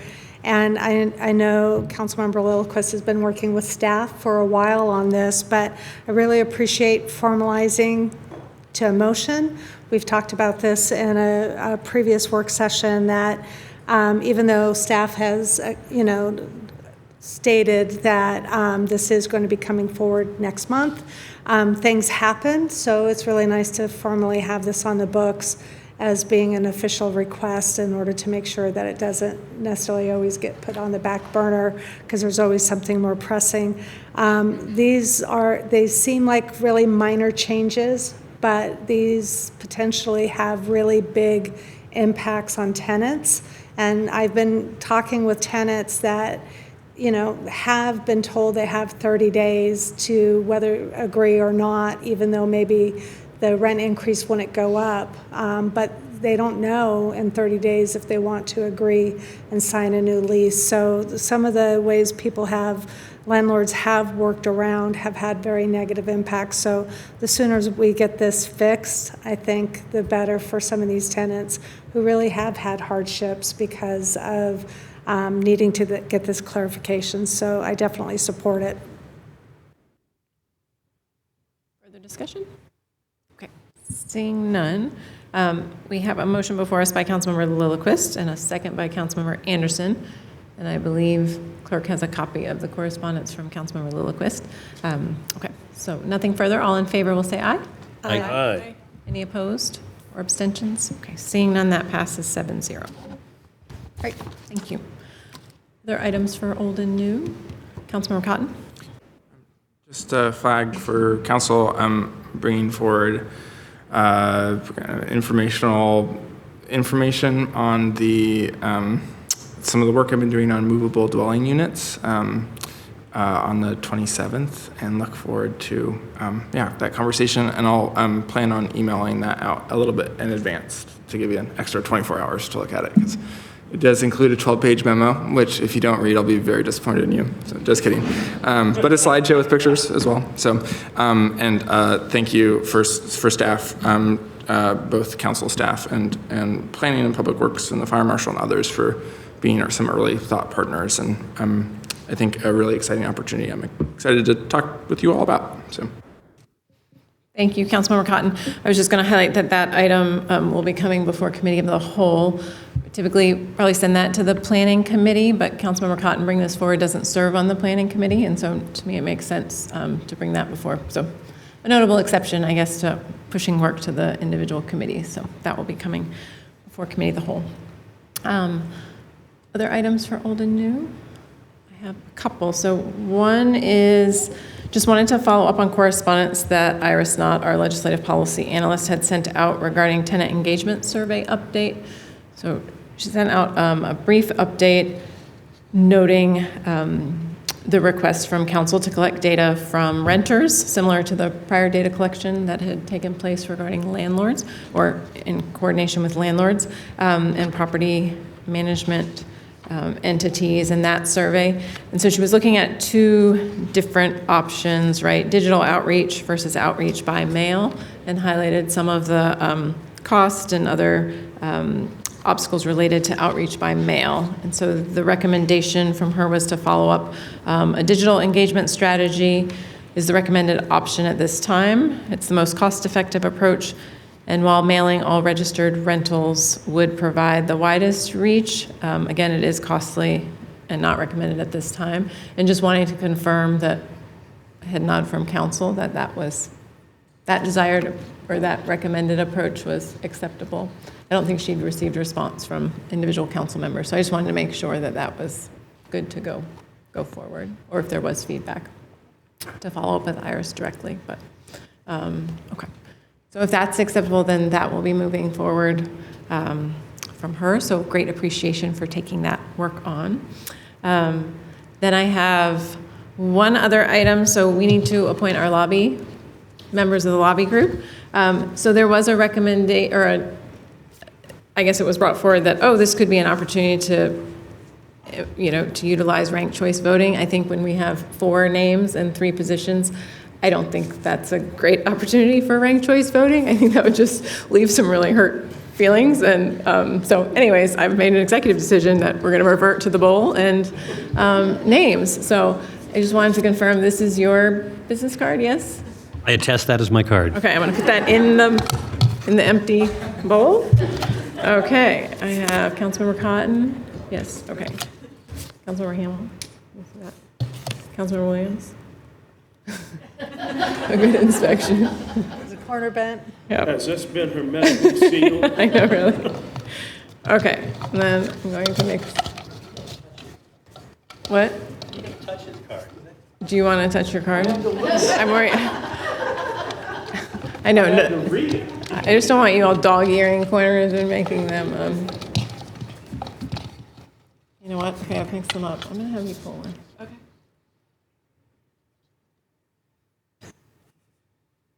The suspense. Ooh, Councilmember Cotton.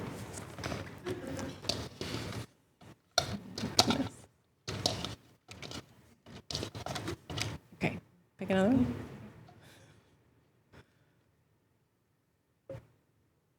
Councilmember Lillquist.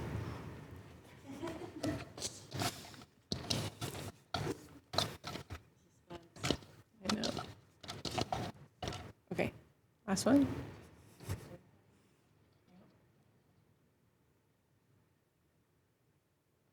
Councilmember Williams. Okay.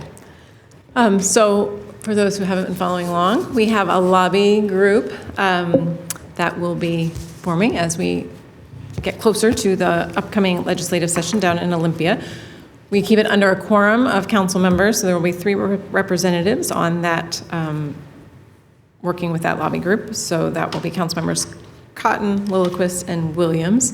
And so we will update the roster and the city website to reflect that. And just wanting to note that, right, those members have committed to attending those regular meetings and staying abreast of what's happening in Olympia and working with the city's lobbyists, but also recognizing that we were all, I anticipate, being actively involved and engaged in that process, and it doesn't preclude other council members from providing testimony in Olympia or signing on to, for or against items that are pending. So appreciation for your commitment and willingness to serve in that capacity. Deputy Administrator Keller. Janice Keller, Deputy City Administrator. I just wanted to add that we're planning an organizing meeting to get ready for the fall 2026 and winter 2027. So the 3 of you can stay tuned for that. And we're going to schedule that for about the next month or so. Okay, thank you very much. So next we have executive session. We have 5 items before us. So first is a potential litigation matter with Herb for approximately 10 minutes. The second, third, and fourth items are all potential property acquisitions with Rosenblatt for approximately 3 minutes apiece. And the 5th item is a quasi-judicial matter. So this is discussion relating to an appeal to the Bellingham City Council of sub 2022-0011, VER 2022-0002, and CAP 2022-0005. Relating to the woods at Viewcrest, this will be with stamps for approximately 20 minutes. So we are looking at roughly 45 minutes for executive session, and we are at quarter till. We'll take about a 5-minute break to begin executive session. So I will come back at approximately 4:45 to hopefully adjourn. But for the rest of you, we will reconvene this evening at 7:00 p.m. And until then, have a great evening. Thank you.